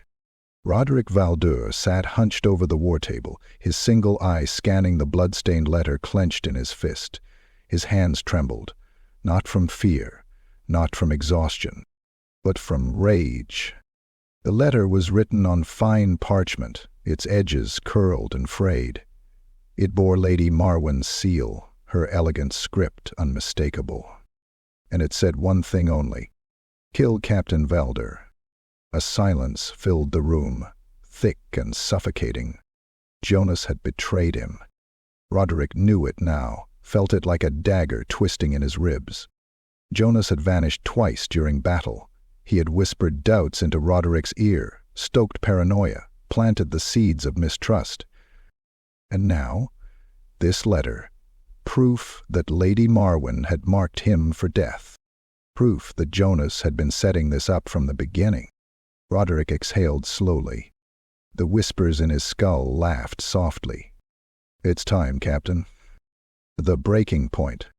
Reinhold, one of the last remaining Iron-Fangs, sat on a broken crate, wrapping a bandage around his ribs. His face was lined with exhaustion, his eyes hollow. The only other survivor, Van, stood near the doorway, crossbow in hand, his gaze flicking between Roderic and the letter. "Captain," Reinhold said hesitantly, "are you sure it's real?" Rodriguez's fingers tightened around the parchment. "It bears her seal," he muttered, "her handwriting." "But why now?" Van asked. "We've fought for her. We've done everything she asked." Roderic looked up. "Because we're no longer useful," he said, his voice like grinding steel. "She never intended for us to leave this city. We were expendable." Van swallowed hard. "And Jonas?" Roderic's eye burned. "Jonas is the one who delivered this." Reinhold and Van exchanged uneasy glances. "Is missing again," Reinhold muttered. "Left before dawn. Didn't say a word." The rage inside Roderic hardened. Jonas had fled. Again. Because he knew the lie wouldn't hold forever. Because he knew that when Roderic discovered the truth, he would not survive the night. Roderic pushed back from the table, the chair scraping loudly against the stone floor. "Then we end it," he growled. "We hunt him down, we put his head on a spike, and we burn this fucking city behind us." But before he could take another step, Van moved first. The mutiny. The click of a crossbow being drawn echoed through the room. Roderic froze. Slowly he turned. Van stood stiff as stone, his crossbow leveled at Roderic's chest. His face was pale, his fingers white-knuckled on the trigger. "Captain," he said carefully, "you need to calm down." Roderic did not blink. "Calm down," he echoed, his voice low, dangerous. Reinhold stood slowly, one hand resting on the hilt of his sword. "You're losing it, Captain," Reinhold said. "You've been seeing things, hearing things. You think everyone's against you." "Jonas is against me," Roderic snapped. He lifted the letter. "The proof is right here." Van's grip on the crossbow tightened. "I don't know what's real anymore," he muttered. "I don't know who to believe." Roderic's heart pounded. It was happening. The men he had fought beside, bled beside, the last remnants of his company, they were turning on him. Just like Jonas wanted. Just like the city wanted. The whispers in his mind curled like smoke. "Kill them before they kill you." "You know they won't stop. You know how this ends." Roderic moved first. The butchery. Before Van could react, Roderic lunged. His sword cleaved into the crossbow, knocking the bolt harmlessly into the wall. Van barely had time to curse before Roderic's blade punched into his stomach, cutting deep. Van choked on blood, staggering backward, his hands clutching at the gaping wound in his gut. Reinhold drew his sword, slashing at Roderic's neck, too slow. Roderic ducked, driving his knee into Reinhold's ribs. As the mercenary stumbled back, Roderic grabbed him by the throat and slammed him into the table. The wood splintered beneath the impact. Reinhold gasped for air, clawing at Roderic's grip. His sword clattered to the floor. "You think I'm losing it?" Roderic hissed, his face inches from Reinhold's. "You think I'm the mad one?" He lifted his sword and drove it down, stabbing through Reinhold's hand, pinning it to the table. Reinhold screamed. Roderic twisted the blade. "You want to die for Jonas," Roderic whispered. Reinhold gasped, his face twisting in agony. Then, his eyes flicked past Roderic. Then, the bastard was still alive, staggering toward him, his dagger raised. Roderic ripped his sword free from Reinhold's hand and turned in one fluid motion. The blade slashed across Van's throat. A wet gurgle filled the air. Van's eyes widened in shock as blood spilled down his chest, his hands grasping at the open wound. He collapsed onto the stone floor, twitching, choking, dying. Roderic turned back to Reinhold. The man was whimpering, his hand shaking, blood pooling beneath him. "Please," he gasped. "Please, Captain." Roderic stabbed him through the heart. Reinhold's body jerked once. Then he went still. A city that never sleeps. The Guildhall was silent again. Blood dripped from Roderic's blade. His breath was ragged, his hands steady. He was alone. A kid. The last Iron-Fang left standing. The whispers stirred. "You did the right thing." Roderic exhaled slowly. Jonas was still out there. And now he had nowhere to hide. Roderic wiped the blood from his face, stepping over the cooling corpses of his former men. He was going to find Jonas. And when he did, he would carve the betrayal from his flesh. Chapter 13. The Burning Cathedral. Mordheim. The streets of the damned. The bodies were still warm. Blood pooled on the rotting floorboards, dripping into the cracks, soaking into the bones of the dead beneath the city. Roderic Valdur stood alone in the Guildhall, the corpses of his last men lying still and silent at his feet. The whispers had gone quiet, but the air was thick with something else, a pressure, a weight he could not shake. He had killed them. Because they would have killed him first. Because Jonas had turned them against him. Because they weren't his men anymore. Roderic exhaled slowly, sheathing his blood-stained sword. Only one thing mattered now. Jonas had to die. And the answers lay with Lady Marwen.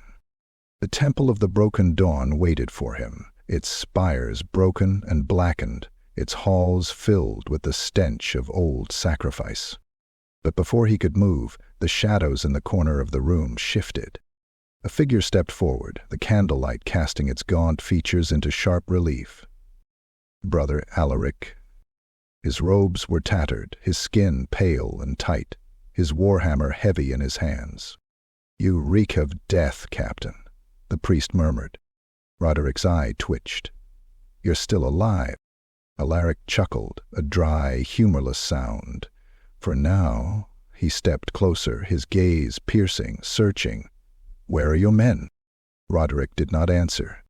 The whispers in the walls laughed softly. Alaric's gaze flickered to the corpses. His expression darkened. "Ah," he said, nodding slowly. "So it has come to this." Roderic exhaled sharply. "I don't have time for a sermon, priest. I have business with Lady Marwen." Alaric did not move. "You think this is about her?" The priest's voice was low, almost pitying. "You still believe you are playing a game of men, of gold, of power." He stepped closer. "You are blind, Captain. You have always been blind." Roderic gritted his teeth. "Say what you mean." Alaric gestured toward the dead men. "This city does not kill men with swords alone," he murmured.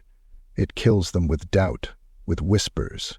It poisons their minds before it devours their flesh." Roderic stiffened. The whispers stirred again, curling around his skull like fingers pressing against his temples. "He knows. He sees you, Captain."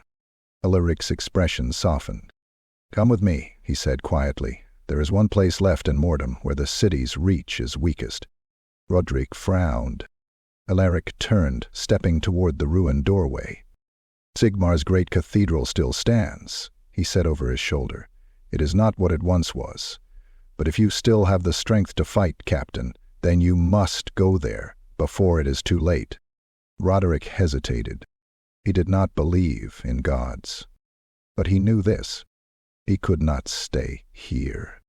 And so, without another word, he followed. Sigmar's great cathedral. The cathedral had once been beautiful. The heart of Mordheim, a beacon of holy light in the city's golden age. Its towers had once pierced the heavens, its stained-glass windows had told the stories of saints and heroes. Now it was a blackened ruin. The twin-tailed comet had shattered its spires, melted its walls into twisted shapes, left deep scars in its stone foundations. The once grand entrance stood gaping and broken, like the mouth of a corpse waiting to swallow the last fools who dared to seek shelter inside. Roderic stepped through the ruined threshold, his boots grinding against ash and shattered glass. The air inside was thick with dust, the scent of burnt incense and something older, something rancid. The vaulted ceilings stretched high above, cracked beams hanging at odd angles as if the building itself had collapsed and then tried to stand again. The walls were covered in scorch marks, the frescoes of Sigmar's miracles now defaced, slashed apart. At the far end of the great hall, the altar still stood, a massive block of stone, slick with centuries of blood, the remnants of old offerings crusted into its surface. And at its base, something moved. Roderic's hand went to his sword. Then he saw them. A small group of figures, survivors, perhaps a dozen, huddled together in the flickering torchlight. Their faces were thin, haunted, their bodies wasted from hunger, their eyes filled with too much knowledge. A woman in tattered rags clutched a sigmarite pendant, muttering prayers beneath her breath. A man with one arm missing stared at the floor, his lips moving soundlessly, as if speaking to something that was not there. They were the last devotees, the last believers in a god that had abandoned this place. Alaric turned to him. "This is the last refuge," he murmured. "The last place in Mordheim where the city's corruption has not fully taken root." Roderic let out a slow breath. He did not believe that. The corruption was here, he could feel it. It was everywhere. It had already taken him. The madness creeps closer. Roderic moved deeper into the cathedral, his boots crunching over bones and shattered icons. He stepped toward the altar, his gaze drawn to something that should not be there. A mirror, cracked and warped, its surface stained black with age. Roger caught his reflection, and his breath froze in his chest. The man staring back was not him. His skin was gray, his eye sockets hollow, his teeth too long, too sharp. His armor was corroded, his flesh stretched and scarred, weirdstone veins pulsing beneath the surface. The thing in the mirror smiled. "Do you see it now, Captain?" it whispered. Roderic staggered back, his heart pounding. The whispers roared in his skull. Alaric turned sharply. "Captain?" Roderic blinked, and the mirror was just a mirror again. Just his own reflection, except his hands were still shaking. Alaric watched him carefully. "You are already changing," the priest said softly. "If you stay in this city much longer, it will take you completely." Roderic clenched his fists. The voices were laughing now, their whispers twisting into cruel shapes, curling against the edges of his sanity. But he had one thing left to do.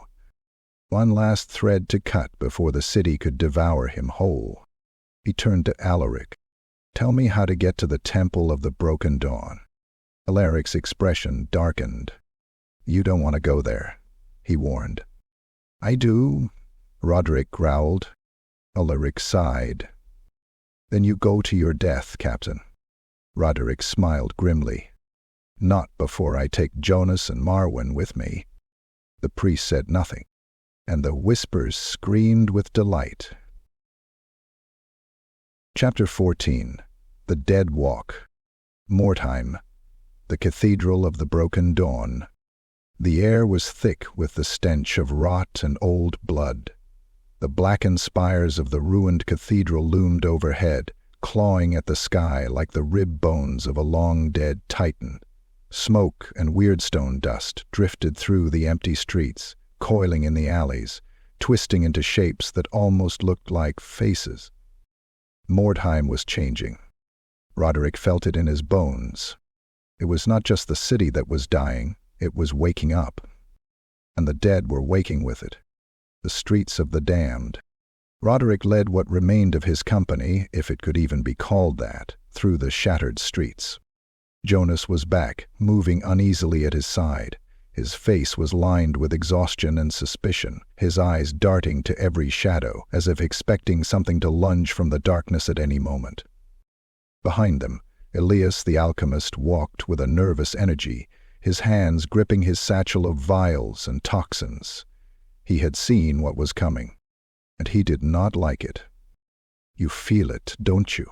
Elias muttered, his voice too loud in the silence. Jonas shot him a glare. "Shut your mouth." But Elias kept talking. "The city's dying," he whispered. "The wyrdstone is saturating everything, twisting the air, the earth, the flesh. You've seen it, haven't you, Captain?" Roderic did not answer. He had seen too much already. He had seen the shadows move when no one else had. He had seen his own reflection lie to him. He had seen the city pull him deeper and deeper, whispering, "You will never leave." The first signs of the dead. Then came the first corpse. It lay sprawled in the middle of the street, its armor corroded with rust, its flesh tight and dry, as if it had been drained of all moisture. Its hands were twisted into claws, frozen in the moment of its last agony. Elias swallowed hard. "This isn't new," he muttered. "This one's been dead for a while." Jonas shifted uneasily. Then, "Why the fuck is it still warm?"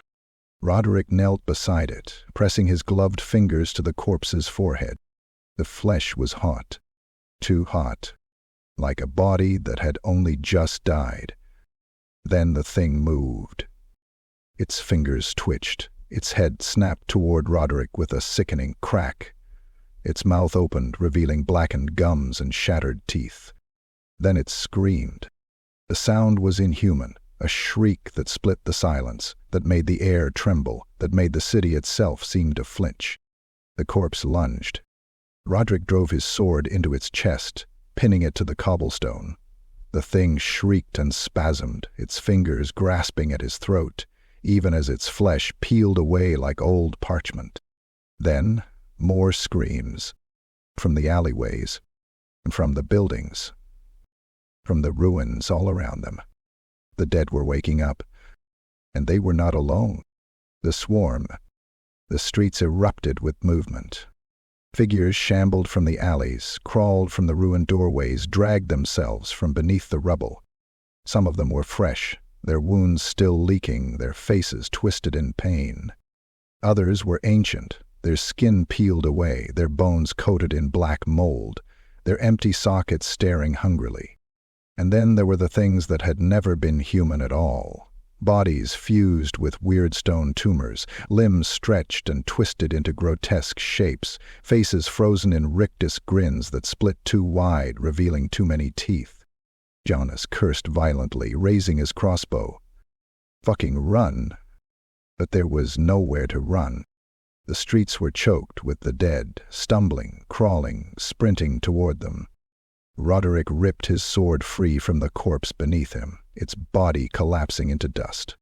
Then the battle began. The battle against the dead. The first wave of corpses slammed into them, their clawed hands grasping, their mouths snapping hungrily. Roderic cut through one, his blade shattering bone and rotting flesh, but the thing did not stop. Even with its ribs hanging open, it still crawled toward him, grasping at his legs. Jonas fired a crossbow bolt into a corpse's eye, but it kept coming, even as half its skull shattered. Elias hurled a vial of fire, the flames rushed over the dead, but they did not scream. They kept moving, their bodies blackening, their bones glowing red-hot. There were too many to fight, too many to kill. Then from the horde something massive rose. A thing that had once been human. It was towering, its body stitched together from a dozen corpses, its skull a mass of bone fused into a single grotesque face, its chest open like a gaping maw, revealing rows of jagged teeth lining the ribs. It roared, the sound shaking the stones, sending a wave of fear through Roderic's gut. Jonas staggered back, his face white with terror. "What the fuck is that?" he gasped. Elias grabbed Roderic's arm, his voice urgent. "If we don't leave now, none of us will survive." The thing charged. Its massive clawed hands swung out, shattering a stone pillar as if it were paper. The Iron-Fangs moved, dodged, fled. There was no fighting this. There was only escape. The city closes in. Roderic ran. The dead swarmed around them, grasping, clawing. The city twisted as they moved, the streets never leading where they should, the alleyways closing in like a living thing. The dead laughed. "You will never leave, Captain." A hand grasped Roderic's arm. He turned, sword flashing. "Jonas." His face was pale, his breathing ragged. "We have to move," Jonas shouted. Roderic hesitated. The whispers slid through his mind. "Jonas led you here. Jonas betrayed you." His fingers tightened on the sword. Jonas saw the look in his eye. And for the first time, Jonas looked afraid of him. Then Elias screamed. The massive abomination had crashed into the alleyway, its rotten maw splitting open, revealing rows of chittering tongues, fanged and dripping with black bile. It roared again, and the world shook beneath them. They had seconds to escape. Seconds before the dead devoured them all. And Roderic had to decide. Would he save Jonas? Or would he let the city take him? Chapter 15. The Final Betrayal. Mordheim, the streets of the dead. The city had turned against them. Roderic Valdur ran, his boots pounding against the slick cobblestones, his breath coming in ragged gasps. The undead horde swarmed behind them, their shrieks and gurgles thickening the air with madness, their footsteps a wave of death, rolling through the ruined streets. And Elias was ahead, panting, fumbling through his satchel for another vial. Jonas was beside Roderic, blood splattered across his face, his crossbow long discarded. Roderic could feel his legs burning, his ribs aching, but he did not stop. There was no stopping in Mordheim. There was only running. But something felt wrong. Jonas's movements were too careful, his eyes darting toward Roderic too often, as if measuring something. Then, from behind them, the abomination roared, the stitched mass of corpses, the towering horror, its rib cage gaping open like a hungry maw. It slammed through a rotting building, sending shattered stone and wood exploding in all directions. The impact threw them forward. Roderic hit the ground hard, his sword clattering away, his vision swimming with pain. For a moment he could not move. Then he heard Jonas' voice. Now, the knife in the dark. Roderic barely had time to turn before Jonas was on him, his dagger flashing in the dim light. Roderic rolled to the side, the blade missing his throat by inches, slashing across his pauldron instead, sending sparks into the night. "Fucking traitor!" Roderic bellowed, kicking Jonas backward. Jonas landed in a crouch, his dagger wet with someone's blood but not Roderic's. His face was set, cold, the face of a man who had made up his mind. "This has to end, Captain," Jonas said, breathing heavily. "You're done. You're broken. The men see it. I see it. You're leading us into the grave." Roderic snarled, staggering to his feet. "You don't get to decide that," he spat. "You don't get to fucking decide anything." Jonas took a step forward, blade raised. "I already have," he muttered. Then he whistled, and the rest of the men turned on him. The last Iron-Fangs. Reinhold. Van. 3 others. The last of the Iron-Fangs, the ones who had survived the possessed, the undead, the betrayal, all raised their weapons against their captain. Roderic's breath slowed. His fingers twitched toward his sword, his pulse roaring in his ears. Jonas saw his hesitation and stepped closer. "You don't have to die here," Jonas said softly. "Walk away. Leave the city. Let this end." Roderic looked at the faces of the men who had fought beside him for years. He saw fear. He saw hesitation. But worst of all, he saw pity. They thought he was mad. They thought he was already lost. They were wrong. His fingers wrapped around his sword hilt. His mind went silent. Then he moved. The butchery begins. Roderic lunged forward, his sword a flash of steel. Jonas barely had time to react before Roderic's blade slashed across his forearm, cutting deep, sending his dagger clattering to the ground. Jonas hissed in pain, staggering backward. Roderic didn't stop. His blade slammed into Van's throat, punching through muscle and spine. Blood spurted in a hot arc, and the mercenary collapsed with a gurgling gasp, clutching at his ruined windpipe. Ranholt shouted, swinging his axe, but Roderic caught his wrist, twisted it violently, and drove his sword through Ranholt's gut. The mercenary choked on his own blood, falling to his knees, his eyes wide with shock and betrayal. Jonas stumbled backward, clutching his wounded arm, eyes filled with something Roderic had never seen before. Fear. The captain of the Iron-Fangs had become a monster. And Jonas finally realized it too late. The death of Jonas. Jonas turned to run. He barely made it 3 steps. Roderic's sword slammed into his back, punching through flesh and ribs, bursting out of his chest. Jonas gasped, his fingers twitching, his body shuddering in pain. Roderic leaned in close, his lips by Jonas' ear. "You always ran," he murmured. Jonathan's eyes fluttered, his breath ragged, his mouth moving as if to speak one last thing. Then Roderic ripped the blade free. Jonas collapsed to the ground, his lifeblood pooling beneath him, his eyes staring at the sky. He did not move again. Roderic exhaled, wiping the blood from his face, his mind a haze of rage and exhaustion. Then he turned and saw the last 2 men running, deserters, fleeing into the dark, twisted streets of Mordheim. He did not stop them. There was no company left to command. The Iron-Fangs were dead. Only he remained. The silence of the city. Roderic stood there for what felt like hours, staring down at Jonas' lifeless body. The whispers were gone. The city was silent. But not because he had won, because there was nothing left to take from him. He lifted his sword, stared at the blood staining the blade. His company was gone. His men were dead or had abandoned him. And still, Lady Marwen waited. His final enemy. The last loose end. His hands tightened into fists. The story was not over yet. With slow, deliberate steps, Roderic turned and walked into the darkness, toward the Temple of the Broken Dawn, toward the final reckoning. Chapter 16. The Pact of Weirdstone. Mordheim. The hollow streets. The ruins of Mordheim stretched out before Roderic Valdur, like the rotted bones of a dead god.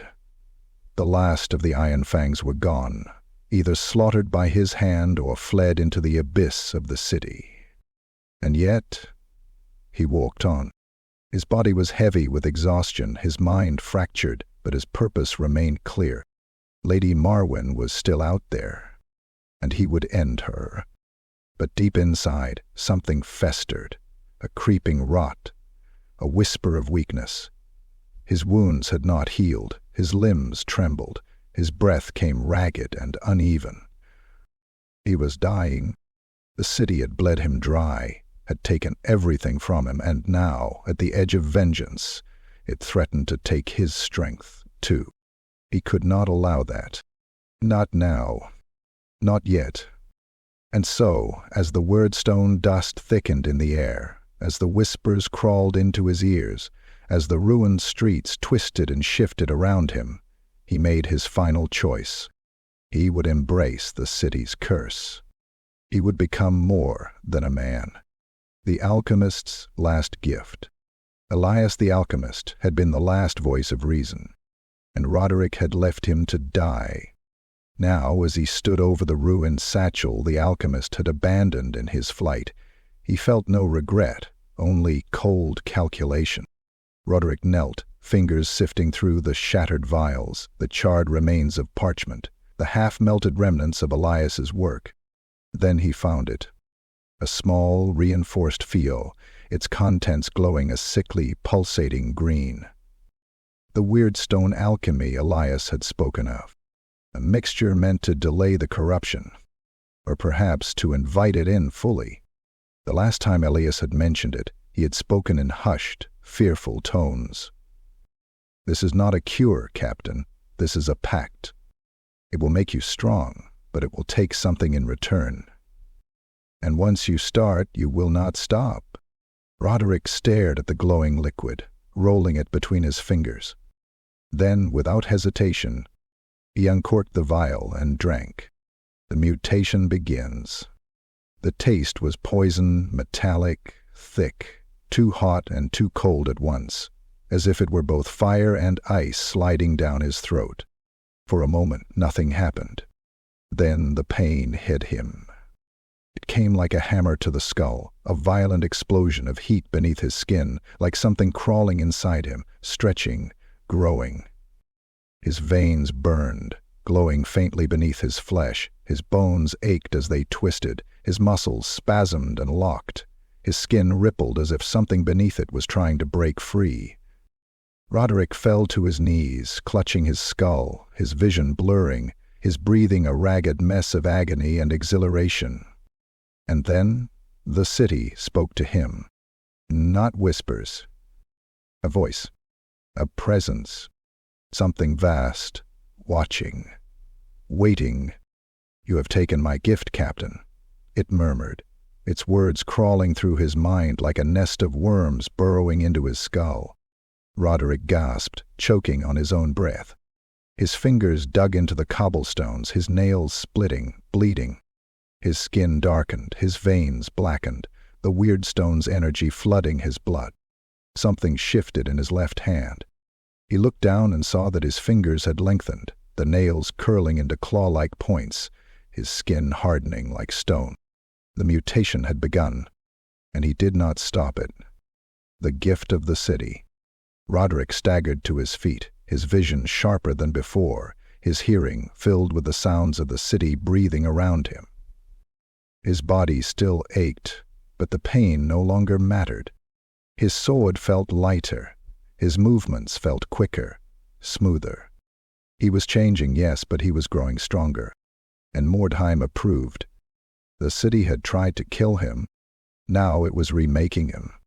It had taken his company.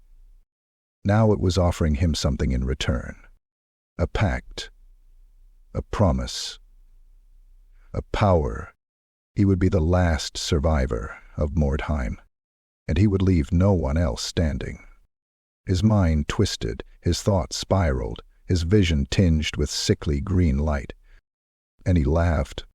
For the first time in weeks, he laughed. Because Jonas was dead. Because his company was gone. Because Lady Marwen was waiting for him at the temple. And now he was ready. Now he would tear through the ruins of Mordheim like a storm, leave a trail of corpses in his wake, and end this game once and for all. He looked at his clawed hand, flexing his fingers. A gift. A weapon. His vengeance made manifest. Then, with slow, deliberate steps, he moved toward the Temple of the Broken Dawn. And the city welcomed him home. Chapter 17. The Sigmarite's Wrath. Mordheim, the road to the temple. Roderic Valdur's shadow stretched long across the broken streets, twisting under the sickly glow of wyrdstone. The city felt different now. It no longer fought against him. It welcomed him. He could feel the pulse of the ruins, the heartbeat of Mordheim inside him. Every stone, every corpse, every ruined building, it all spoke to him now, whispering in the back of his skull. The mutation had taken deeper root. His left hand was something else now. The flesh darkened, the fingers elongated into clawed talons, the skin tough as old leather, but still his weapon. His mind was sharper, his body stronger, his breath no longer coming in ragged gasps, but steady, controlled. He felt the hunger for vengeance, for blood, for Marwen's head. And yet, before he could reach her, another obstacle stood in his way. The ruined silhouette of Sigmar's great cathedral loomed ahead, the Temple of the Broken Dawn, the last sanctuary of the city's fanatics. And at its gates, waiting in the torchlight, stood Brother Alaric. And he was not alone. The branding of a heretic. Roderic stopped at the edge of the ruined plaza, his clawed hand flexing at his side. Alaric stood atop the crumbling cathedral steps, his warhammer resting in his grip, his face etched with divine fury. The priest's followers, perhaps a dozen zealots, men and women draped in blood-stained robes and scavenged armor, stood behind him, their torches casting flickering halos over their heads. Some clutched rusted swords and hammers, others prayer beads and tattered relics, but all had the same hollow-eyed devotion. They had made their final stand here in Sigmar's ruined house, and now they would die in it. Alaric's voice rang out like a bell in the dead city. Roderic Valdur. Roderic tilted his head, watching. Alaric pointed a calloused, accusing finger at him. You are no longer a man. Roderic smirked, stepping closer. Good. Never much cared for being one. You have made a pact with a wyrdstone, Alaric roared, his voice filled with righteous fury. You have cast aside your soul for power. I see it in you, Captain. Your flesh is already twisting, warping, your mind already claimed. Roderic laughed, holding up his mutated hand, flexing his new fingers. Aye, he admitted, it has its perks.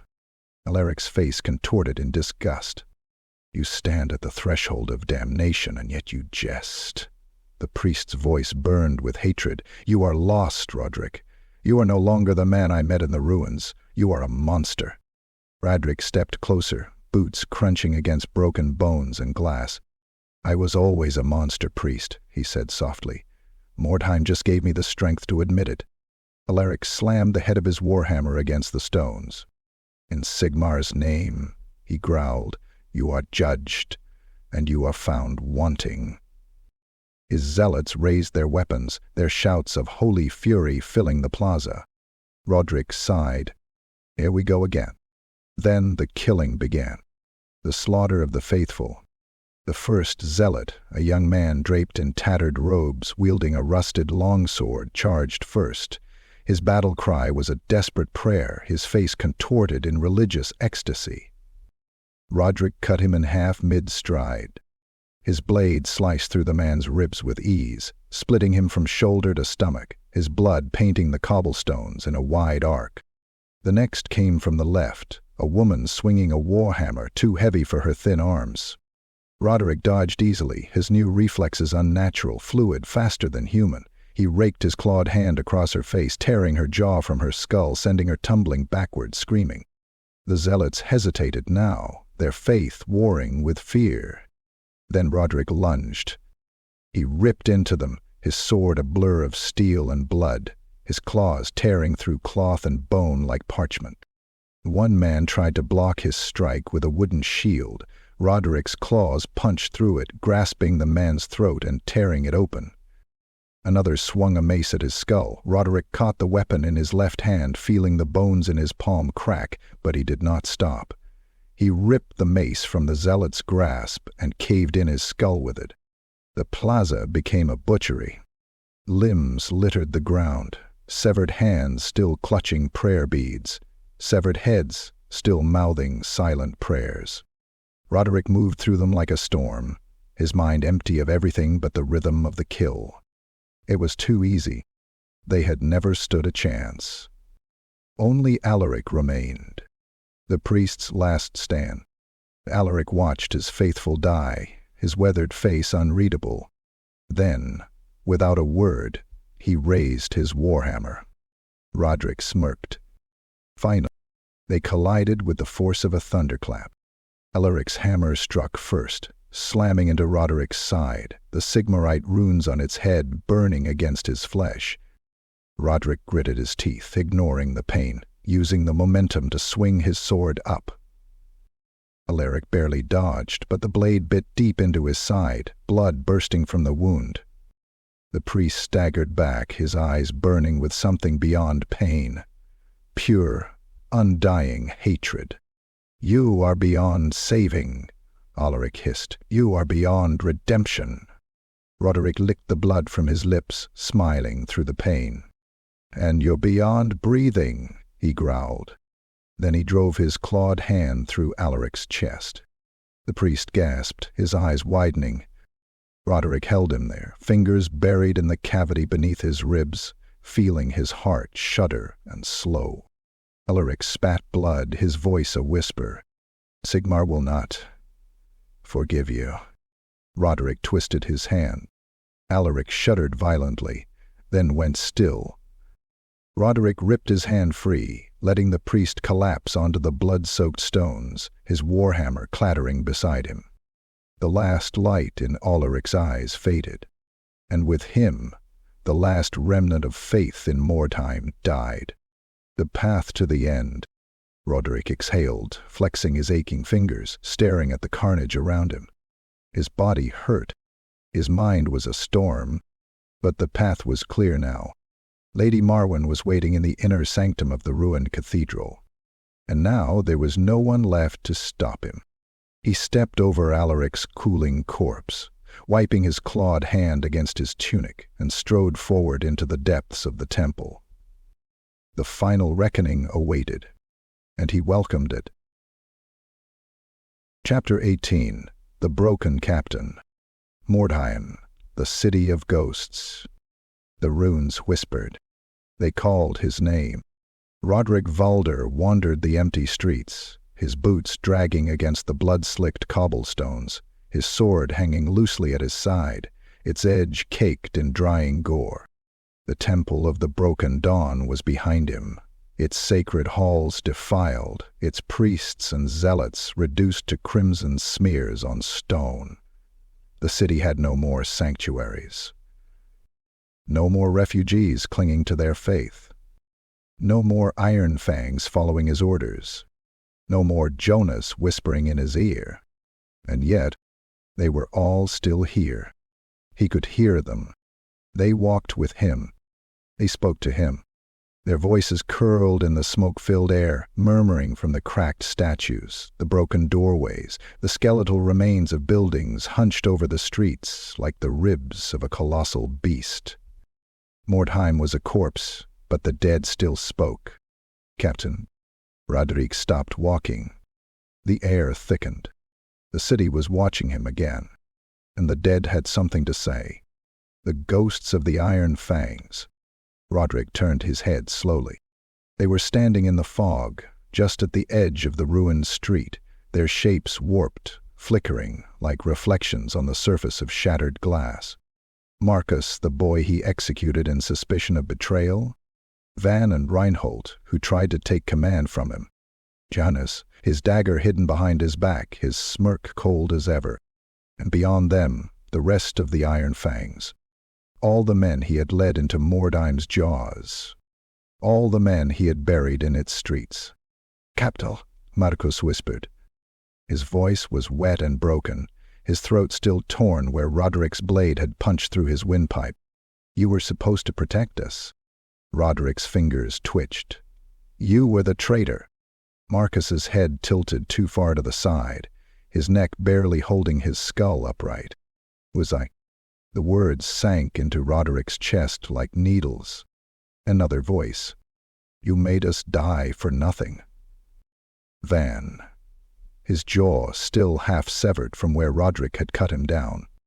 "You killed us," Reinhold added, stepping forward, his eyes two bottomless black pits. "You killed us for a lie." The whispers grew louder, a chorus of hollow, broken voices. Roderic stepped back, his breath ragged. "You—" He turned, and Jonas was right behind him, smiling like he had never left at all. Jonas's last laugh. "Rough night, Captain?" Jonas's voice was sharp as a knife, smooth, amused, always just a little too comfortable in the chaos. Roderic's hand tightened around his sword. "You're dead." Jonas's grin widened. "Aye, you made sure of that, didn't you?" Roderic felt his breath catch. Jonas stepped closer, the fog writhing around his boots. His face was as he had been in life, smirking, sharp-eyed, except for the hole in his chest, the gaping wound where Roderic's sword had torn through him. And yet the bastard still stood tall, still grinned, still mocked. Roderic raised his blade. "You're a phantom, nothing more." Jonas chuckled, shaking his head. "No, Captain. I'm your conscience." "Then you're about as dead as the rest of them," Roderic muttered, his voice hoarse. Jonas sighed, looking around the ruined street at the smoldering remains of Mordheim's shattered skyline. "You know, I always wondered how far I could push you," he mused. Roderic stiffened. Jonas's grin turned sharper. "I knew from the start," he murmured. "I knew how to get under your skin, how to poke the right wounds, how to make you doubt everything except me." His voice curled in Roderic's ears like poison. "I knew you'd be the one to kill Marcus for me." Roderic's breath hitched. Jonas took another step forward. "I knew you'd cut down Reinhold before he got the chance to challenge me." The city seemed to close in. Jonas's grin turned cruel.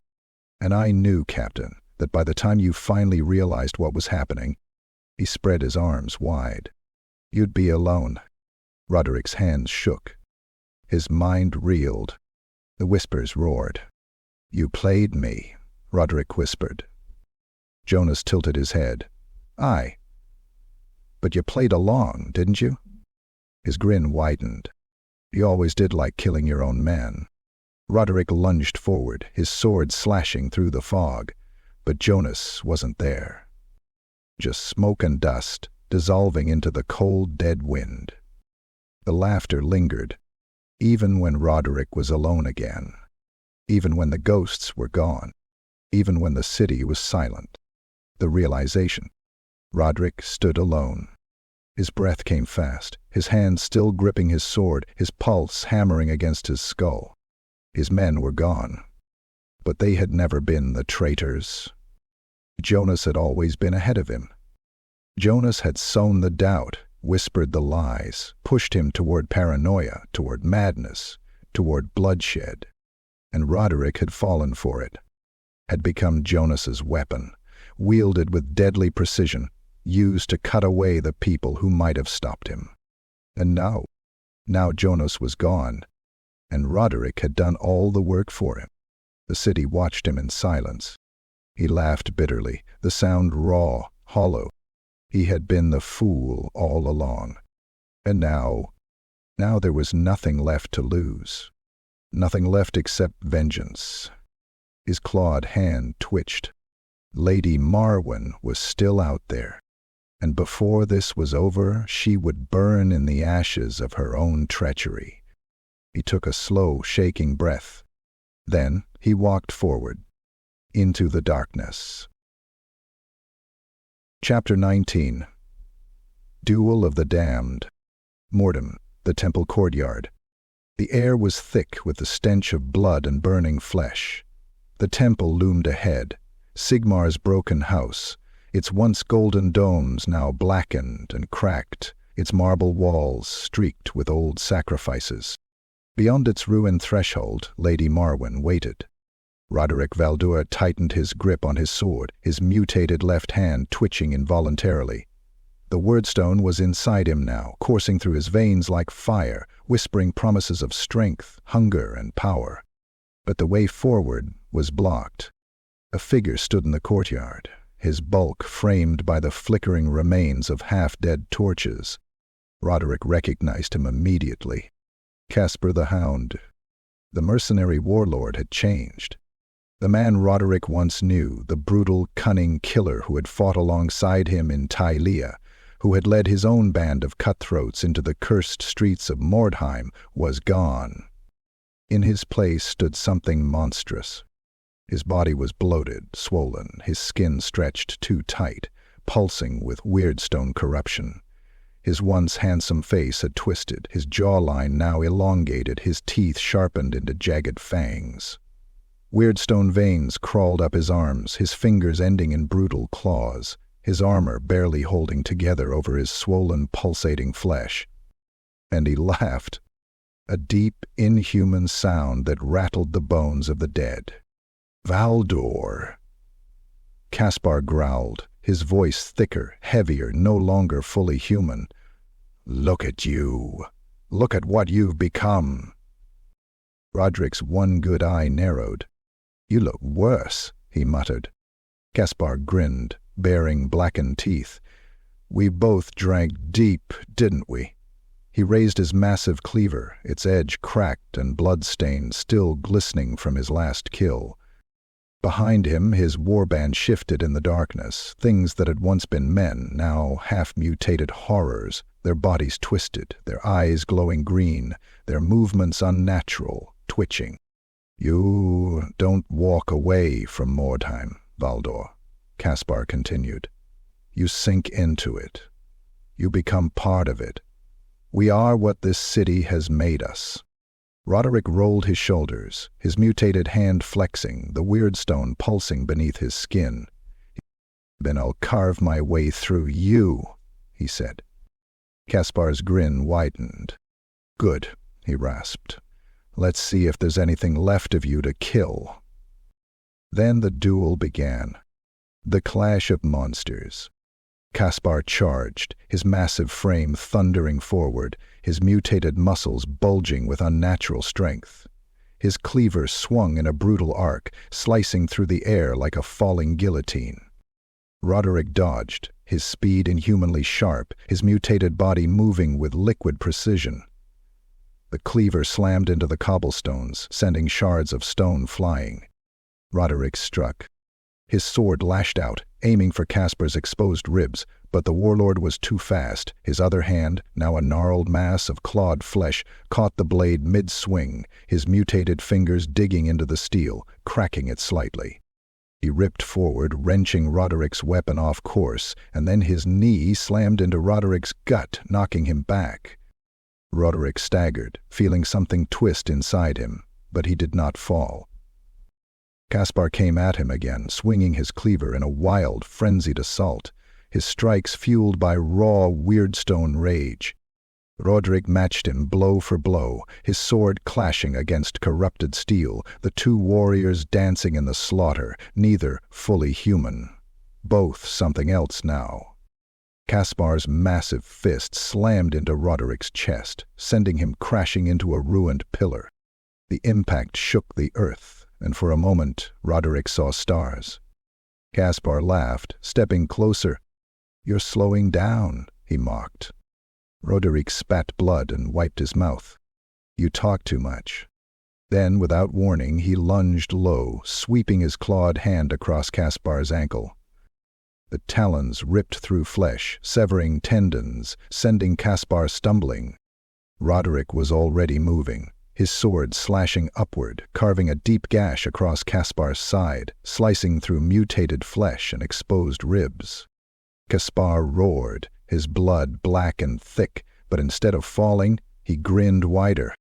Yes, he growled, his voice now barely human. Yes.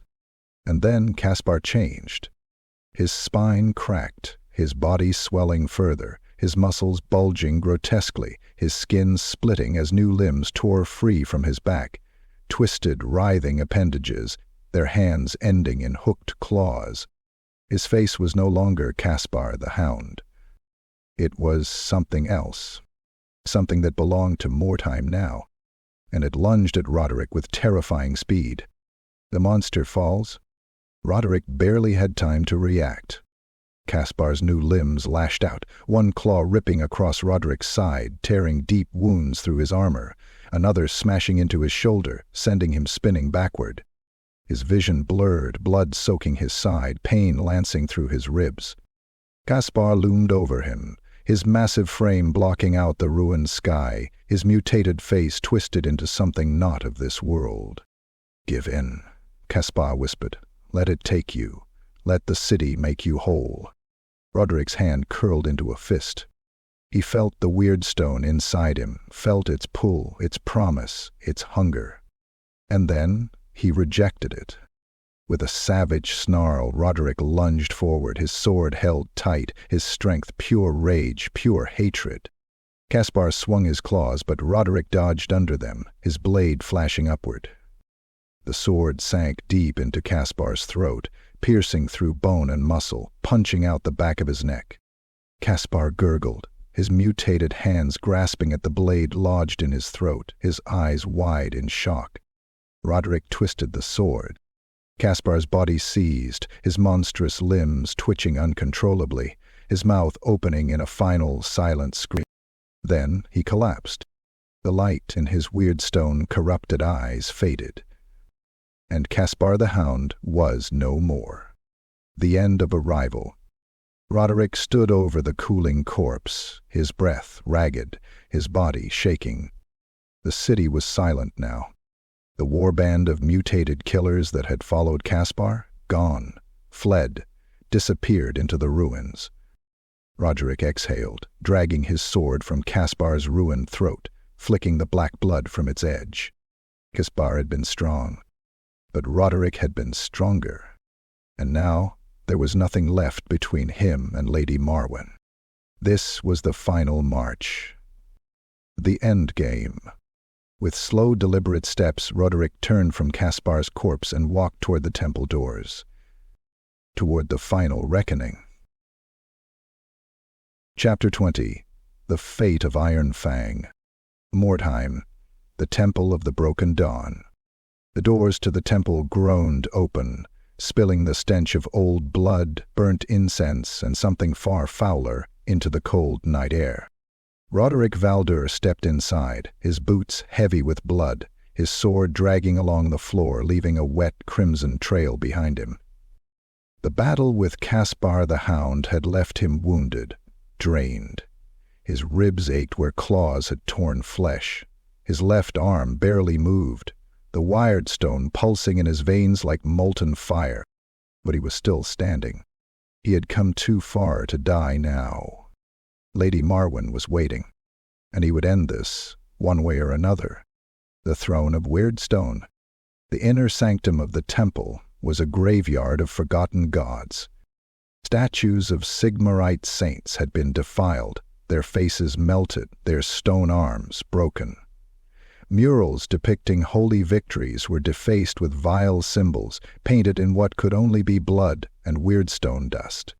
And at the far end of the room, where the grand altar once stood, sat Lady Marwen, the Witch Queen of Mordheim.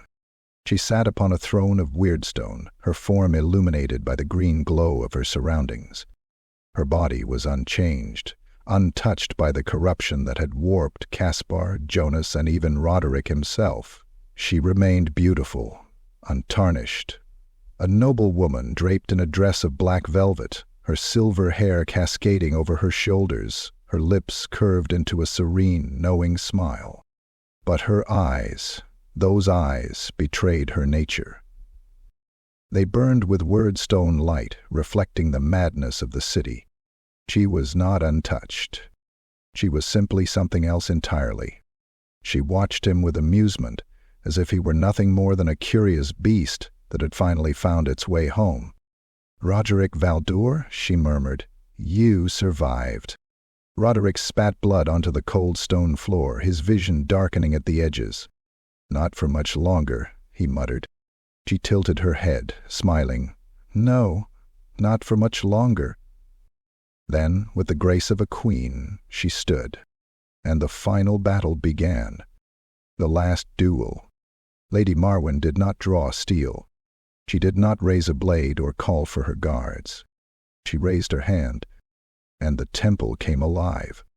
The weird stone veins embedded in the walls pulsed, sending a wave of unnatural force crashing through the air. Roderic staggered back, his head splitting with whispers, his vision flickering between reality and something darker. The statues of saints began to move, their mutilated faces twisting, their stone fingers curling into claws. Roderic gritted his teeth. If the city itself had to stand against him, so be it.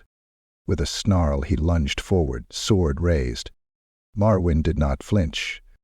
Her hand flicked, and Roderic's limbs seized, his muscles locking as if invisible chains had wrapped around him. Pain flared through his body, his mutated hand curling into a fist against his will. "Your strength is borrowed, Captain," Marwen said softly. "Your body no longer belongs to you. The weirdstone is inside you. It listens to me now." Roderic roared, forcing his body to move, shattering the unseen grip with sheer rage and willpower. He charged, swinging his sword in a brutal arc, aiming for her neck. She moved too fast, her body twisting unnaturally, her form blurring as she danced away from his strike. Her fingers brushed his chest lightly, and then an agony. A shock wave of pain exploded through him, every nerve screaming, his muscles convulsing violently. He fell to one knee, his sword slipping from weakened fingers, blood pouring from his nose and mouth. Marn stepped closer, her expression dispassionate. "You have fought well, Captain," she murmured. "You should be honored. Few last this long."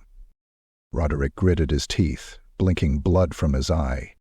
He would not die kneeling. With a final, shuddering breath, he reached for his last strength. His mutated hand twitched and then shot forward, claws like razors, aimed for her throat. Marwen's eyes widened slightly. She moved, but not fast enough. The claws raked across her chest, tearing through silk, flesh, and bone. Blood splashed across the weirdstone throne, black as midnight. Marn staggered back, her hand pressed against the wound, her lips parting in surprise. Roderic smiled through his pain. "Not so untouched now, were you?" he coughed. Marwen's expression hardened. Then, with unnatural speed, she drove her fingers into Roderic's stomach. The end of Iron-Fang. Roderic choked as pain flooded his body, her hand tearing into his flesh, gripping something vital, twisting. His vision blurred, his breath hitched, his knees buckled. Marn leaned in, her breath warm against his ear. "You fought well," she whispered. "But you were always just a pawn."